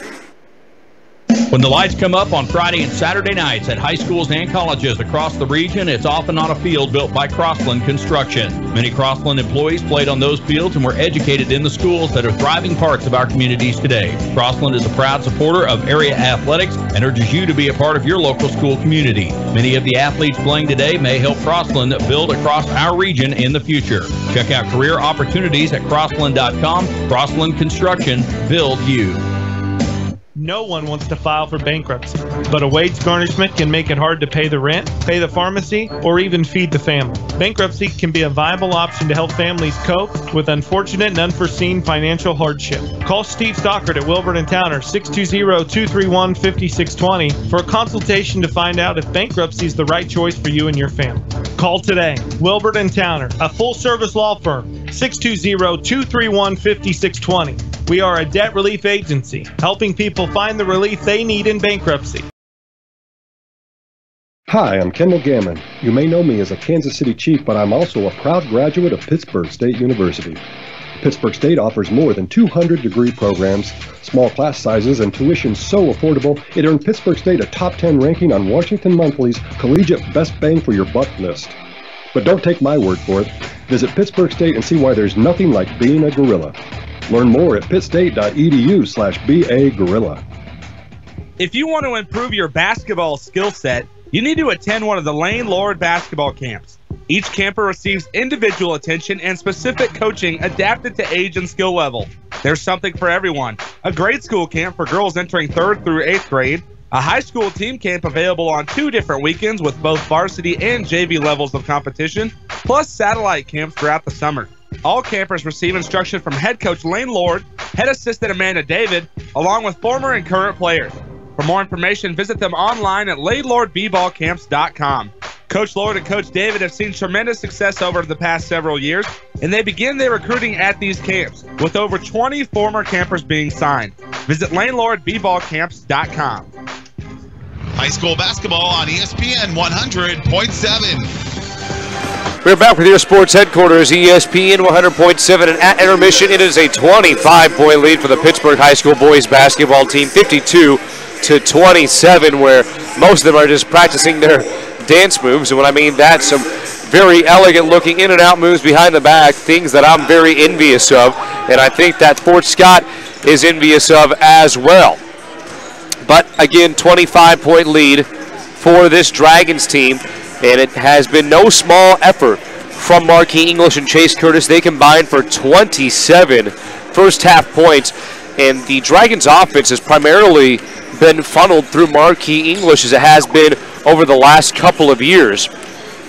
And just his raw size at 6'7" and the ability to run up and down the floor is magnificent. You rarely see a player who's 6'6", 6'7", at a 5A school in southeast Kansas with that level of talent. And just his ability to commandeer the offense and take over at will is masterful. And I think Coach Rolfs continues to see more and more out of him each and every week.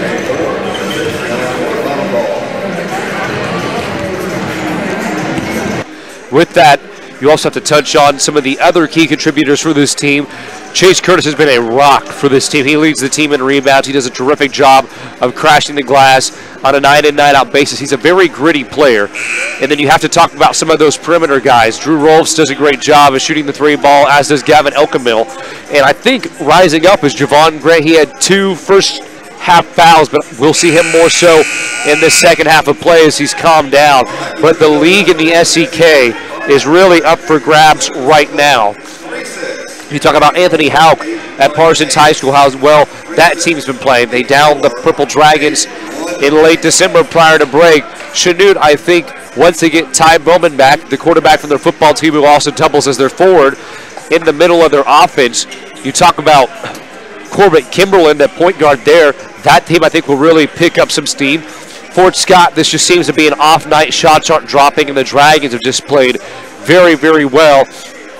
Not only that, but they are at home. And then Levant County, always a challenge. You have Easton over there as well as Magic Relaford, and those two guys have really become a great tandem in the SEK. So right now, I think many media members and coaches entering the season thought the Dragons were going to be the runaway favorites, but what has been revealed through maybe the first month and a half of action is that it's anybody's game, really. Parsons, again, has very talented guards. They're very fast up and down the court. Pittsburg is probably the best all-around team and the deepest right now, but that's not to say if they have an off night like they did against Parsons or Parkview that this team can't struggle and lose. And then you talk about Levant County, how they've been rolling teams lately, maintaining that SEK record and trying to stay atop the conference. Let's begin the third quarter of play. 52-27 is the score. Dragons lead by 25. Jesse Lawrence wants the basketball. The inbound pass from the far side of the court will be from Michele to Jones. Right back to Lawrence, and Jesse Lawrence oscillates the ball with his left hand towards the hardwood, switches over to his right hand, crosses over in between his legs and trying to size up Elkamil. Bounce pass to Jones, Rolfs defending. It will be a switch as English comes out to defend Jones. And a dart pass over left short corner two by Michele. That one's an air ball. Michele was nowhere near the rim on that jump shot. He thought he could finesse it in. Elkamil at the point, defended by Lawrence as he scoops it over to Curtis. Recovered by Butcher as the ball was loose on the hardwood for a second. Butcher loses his hand on the ball, draws in Michele, and then gets Michele on his hip and hoists it up with the left hand. It's a 5-second call against the Purple Dragons, and it's a turnover. No one came to help Butcher, who was floundering. And Coach Rolfs asking the official, was that a 5-second call? And the official does reiterate, but saying that he didn't believe it was that and thought there was a bit more space generated between he and Butcher. Skip pass from Lawrence, left wing, Jones, his straightaway three. That one's just left short. Butcher with his large body, able to grapple the rebound. Butcher with his first board of the game. Curtis leading the transition charge. English, right elbow, scans, has the ball above his head, picks up his dribble right block, goes with an up and under, steps through. Makes a smart decision to find Butcher about 4 steps away from the crown of the arc.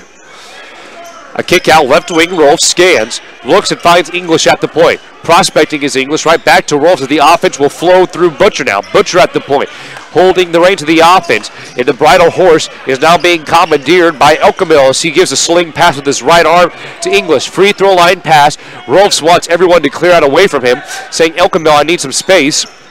High ball screen set by English to Elkamil. Elkamil goes with an in-and-out move behind the back, a little bit of room. Shimmy shakes away, and his defense for the Tigers during this series has been really good. English catches the ball, far side block, spins, elbows flared, draws the foul as he tries to throw it off the window. Does not earn the and one, but he will take a trip to the charity stripe. That is 2 now on Campbell. English goes to the stripe. This will be his first trip to the charity stripe in this ball game. The Purple Dragons with their home white uniforms. They are made by Adidas.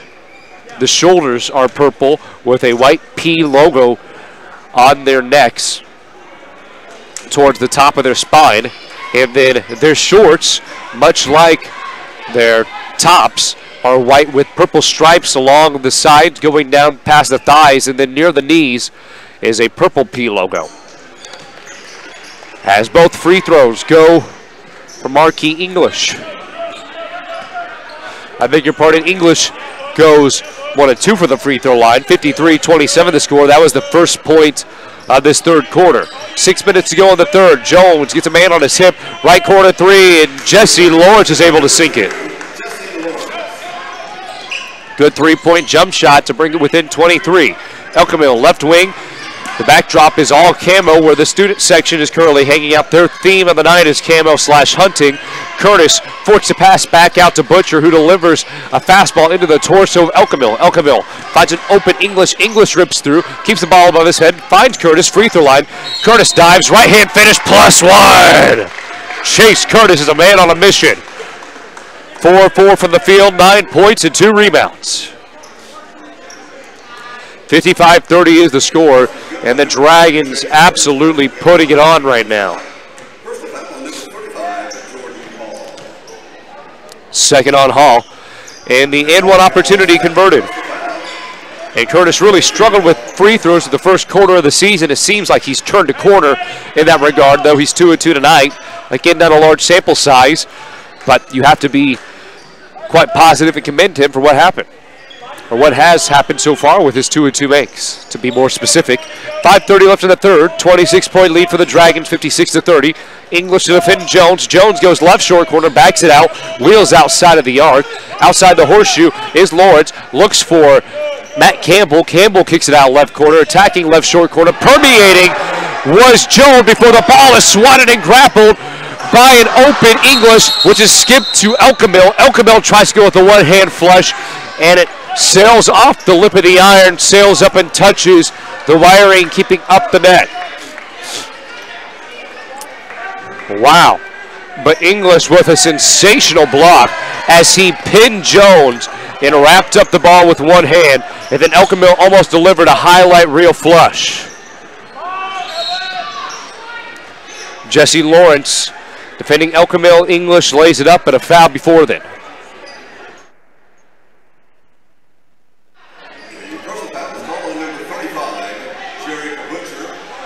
And the foul is on Butcher for the Tigers. They now have one personal foul against, or rather two personal fouls against them compared to the two of the, no, they have two personal fouls, I beg your pardon, against them compared to the one of the Dragons. First was on Butcher. English left corner following the miss by the Tigers, and the rebound by Curtis. Ball still loose offensively, and it was last touched by the Dragons.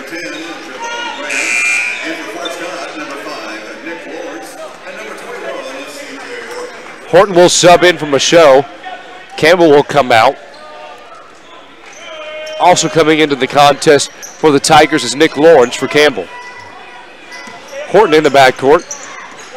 White and orange Nikes on his feet, dribbles with his right hand, picks up his dribble, has Nick Lawrence wide open, left block, and he loses it. Just slipped out of his grasp. Coach Rolfs barking out orders, yelling double, double, double.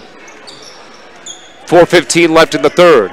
Javon Grant on the floor for the Purple Dragons. Staggered screen set by both English and Curtis. English will roll to the left block. 1v1 against Nick Lawrence. Fakes inside, finds Curtis high post, and it's a travel.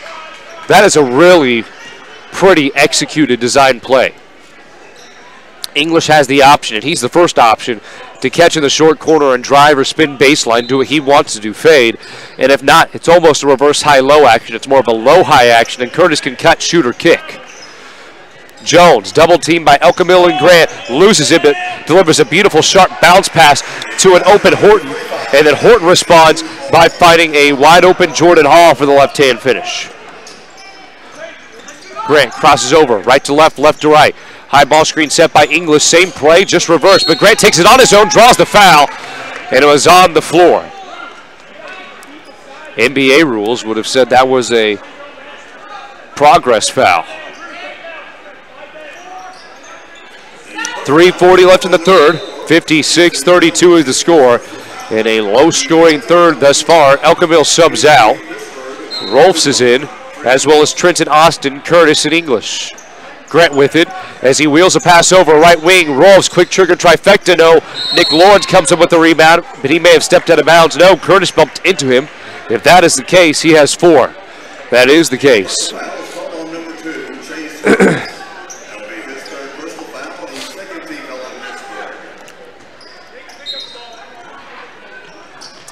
So the design three-point play by Rolfs bears no fruit. 56-32 at the score, under 3:30 left in the third.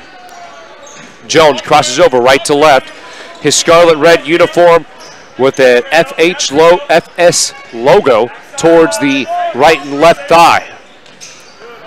Now with the sphere, Jesse Lawrence, bounce pass, right corner, working with the rock now is Jones. Jones kicks it out top of the key to Horton. Horton interchanges with Lawrence. Lawrence sizing up Grant, goes left. Nick Lawrence set to screen. Jesse Lawrence left short corner, defended by English. Great defense by the Dragons. Rolls, forces Jones into a three, but Jones takes the 2 inches of separation and drills a three right in the face of Coach's son.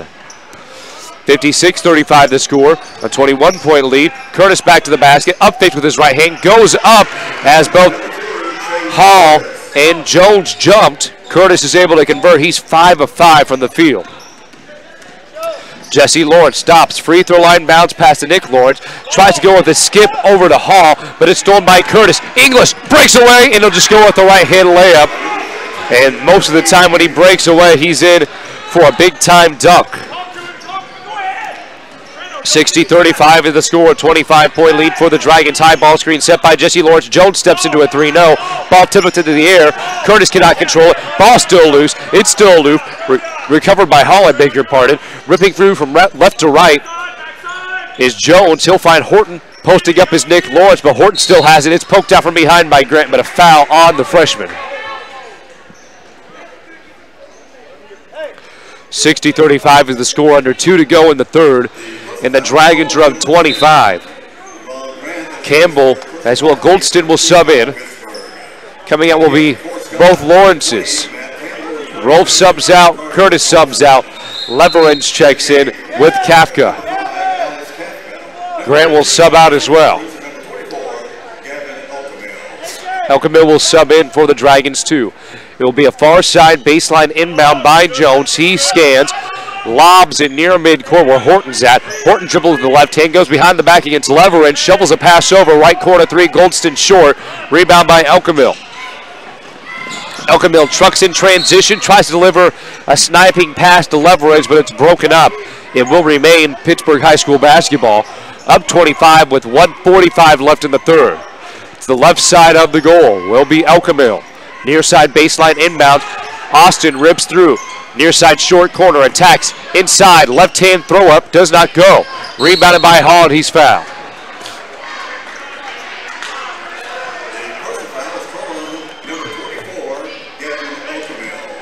And that is the second on Elkamil.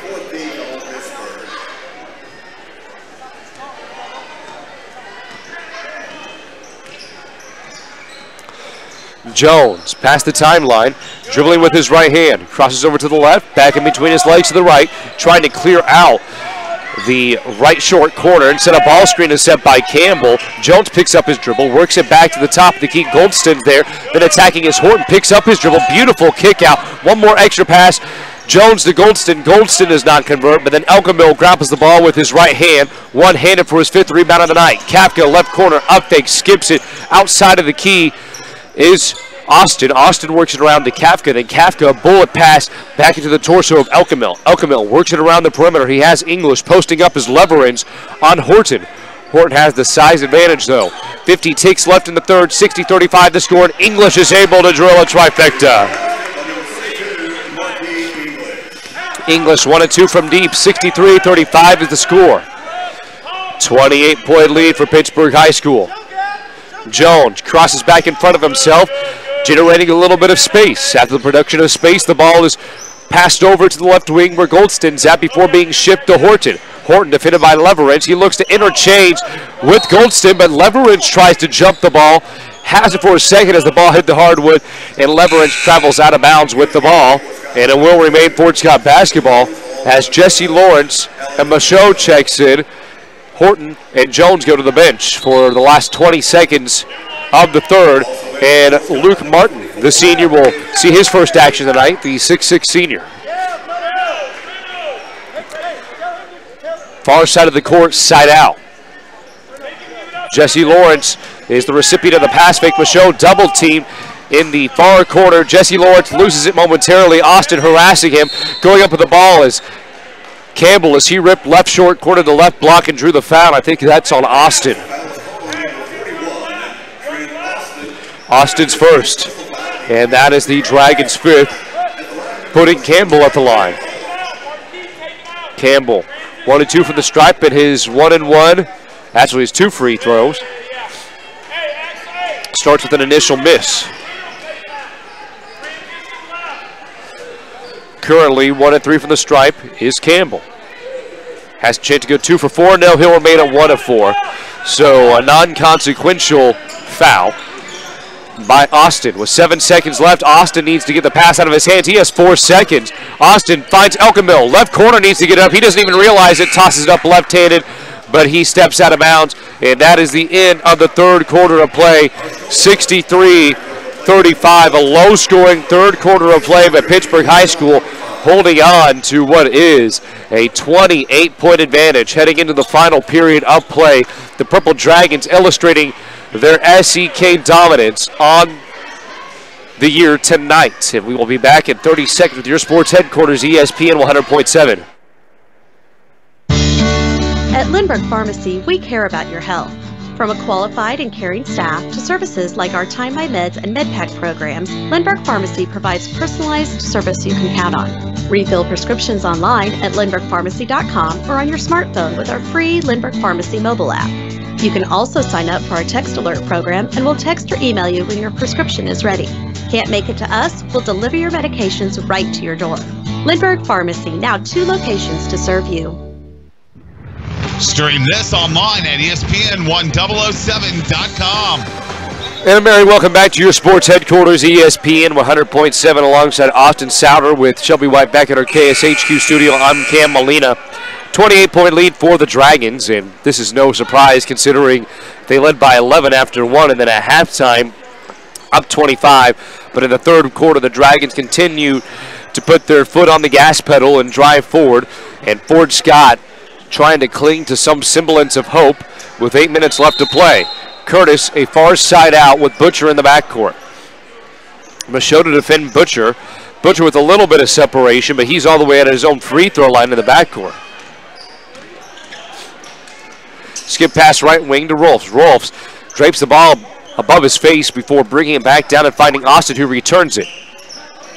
Ball to English, who throws an alley-oop pass to Austin on the backside, and he absolutely throws down a mammoth jam.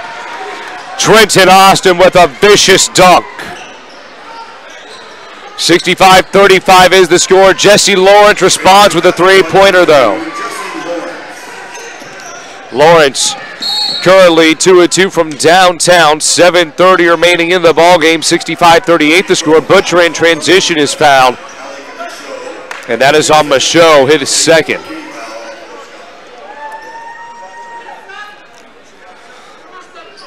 Elkamil will come in for Austin, but a beautifully ran design play as Austin was in the right short corner and then just took off. English read it well, and typically that's Elkamil delivering that pass, but gave Fort Scott a little bit of a trick play there. English finds Rolfs.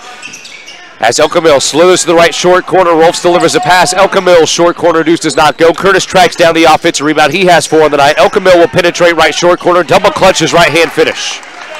Good job keeping the ball alive. Elkamil now 4-6 from the field in this contest.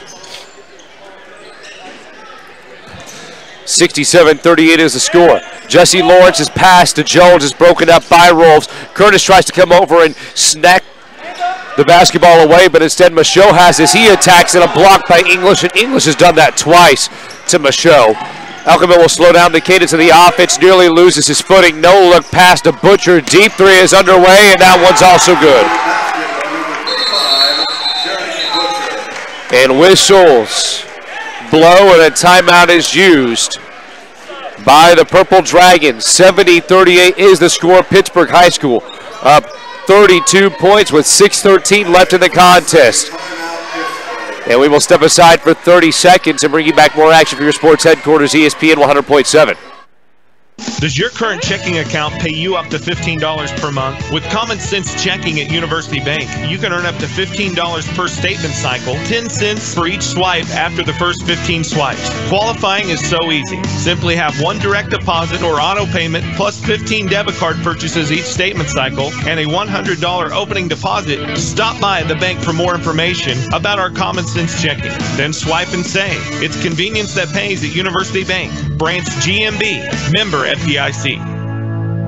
Stream this online at ESPN1007.com. 70-38 is the score, including one primetime dunk by one Trenton Austin for the Purple Dragons on an alley-oop attempt, and that gave the Dragons the spark they needed.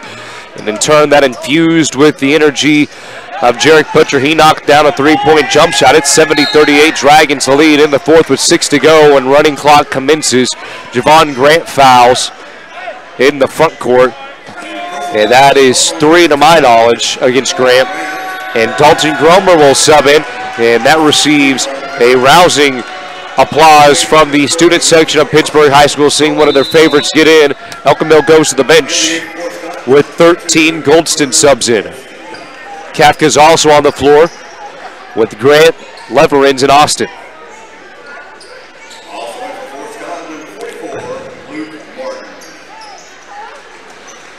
Hall will sub out. Nick Lawrence is in with Jesse Lawrence. In addition, Horton, Goldston, and Martin. So I think the white flag may be waved just a bit early, as Lawrence's three is no good. He misses his first three of the night. In a foul in transition, Kafka had Lawrence reeling, and then Lawrence put a hand on Kafka, so that is the 5th team foul committed by the Tigers. Third on Lawrence. In the backcourt, it's Grant looking to run the offense. Gromer left wing scans. He looks backside. Leverins will set a high ball screen. Pick and pop. Leverins power dribble. Right side of the goal, scores. A good rip by Leverins, not settling for the left side of the rim, but instead power dribbling and then careening across the lane and scoring. Nick Lawrence has position inside, power dribble, and draws the foul on the floor. And I think the official's actually going to say that was in the process of shooting, but Nick Lawrence took a power dribble and then just brought the ball up. That is the second on Austin.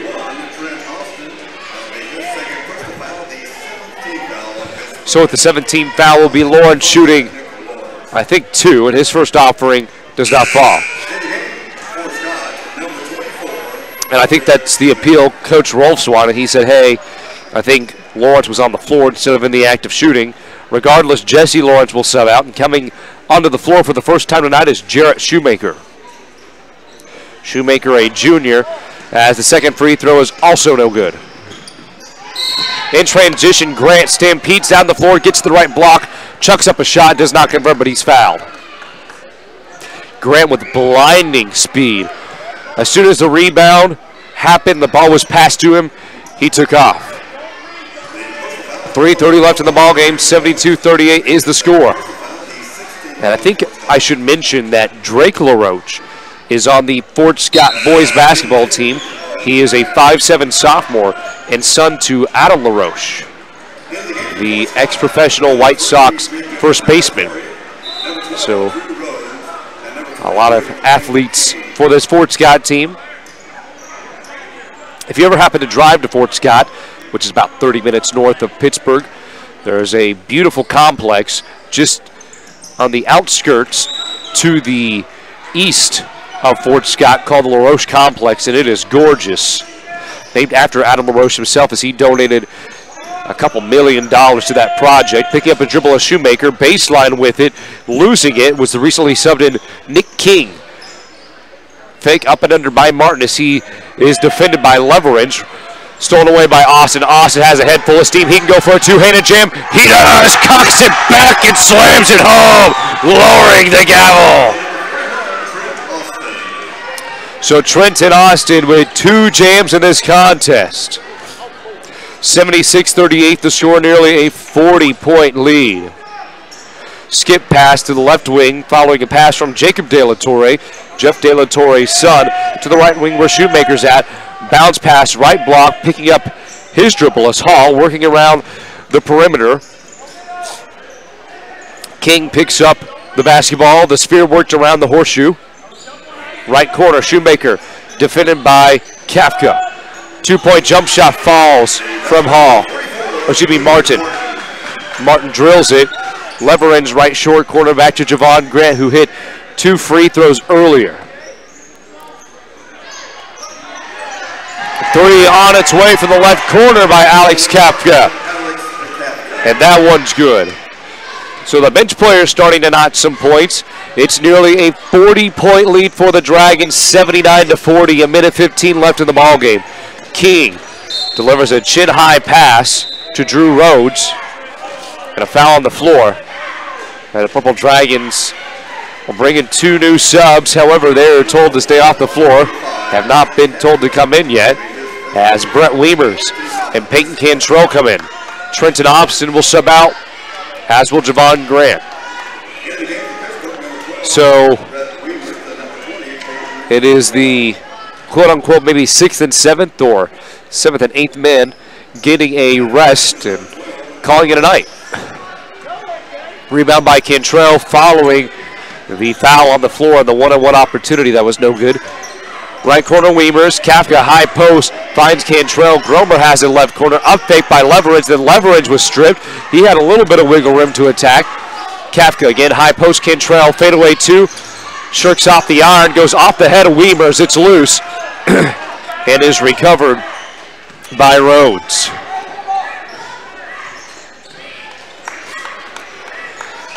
Seven seconds left. 39-point lead for the Dragons. Shoemaker works it right back to Jacob De La Torre. De La Torre holds, and that is it. A wire-to-wire win. Excuse me, a wire-to-wire win for the Purple Dragons in a show-out fashion. 79-40. Two big dunks by Trenton Austin.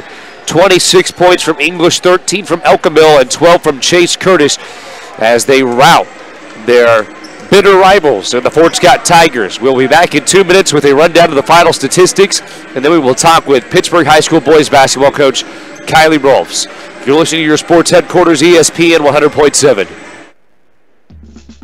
Hi, this is Dr. Brent Cousins with SEK Urgent Care. When you're sick, when you're injured, or when you just don't feel like yourself, SEK Urgent Care is here for you. Let our skilled providers treat your non-life-threatening illness or injury at a fraction of the time and cost of an ER visit. Located at the corner of Centennial and Broadway in the Meadowbrook Commons. Open 7 days a week for your convenience. SEK Urgent Care, where your family and time matter. Find us fast on names and numbers.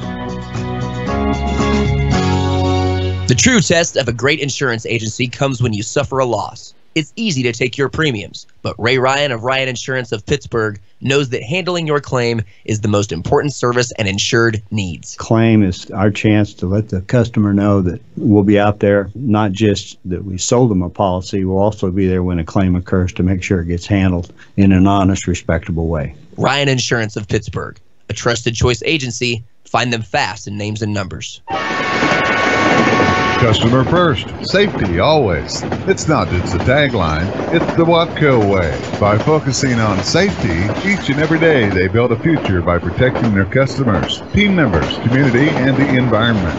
When Watco moves commodities by rail, river, and road, at home or across North America and Australia, their priority is to ensure that they deliver their loads safely and on time. Watco wishes all area teams a safe and successful season.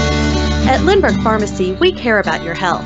From a qualified and caring staff to services like our Time My Meds and MedPack programs, Lindbergh Pharmacy provides personalized service you can count on. Refill prescriptions online at lindberghpharmacy.com or on your smartphone with our free Lindbergh Pharmacy mobile app.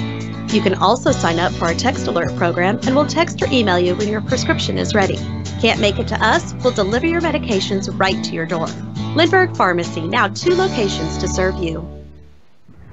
Let's go back live courtside. One final welcome back to your sports headquarters, ESPN 100.7. We are inside Pittsburg High School's gymnasium, which is now slowly beginning to flood out. Fans who were dressed up in camo for the camo theme night, some still hanging around and are celebrating following a Purple Dragon victory, a convincing one at that, 79-40, a 39-point win, largest of the season for the Dragons. And the endeavor was spearheaded by Marquis English, 26 points, 6 rebounds, as we continue with the Purple Dragon stats here. Chase Curtis, 12 points, 4 rebounds. 3 points scored by Alex Kafka in the waning minutes of the game. 2 points by Javon Grant. 2 points by Isaac Leverage. Drew Rolfs notched 6 as he was 2 of 3 from downtown. 13 for Gavin Elkamil, including 6 rebounds. Again, 26 and 6 from English, and he scored with ease. And it's not as if Fort Scott had a lack of size. Campbell, Hall, and Martin were easily each above 6'4". It's just English is so well-rounded in the low post that he has just an array of moves he can use, and everything at his disposal really causes fits for defenses. 7 points for Jarek Butcher as he hit 2 3-pointers tonight, snapping a streak of 10 missed coming into tonight's ballgame. And then Tristan Odson, I'm sure Coach Rolfs is happy to have him back. 8 points and a rebound in this contest. The Dragons out-rebounding the Tigers, a +10 margin there.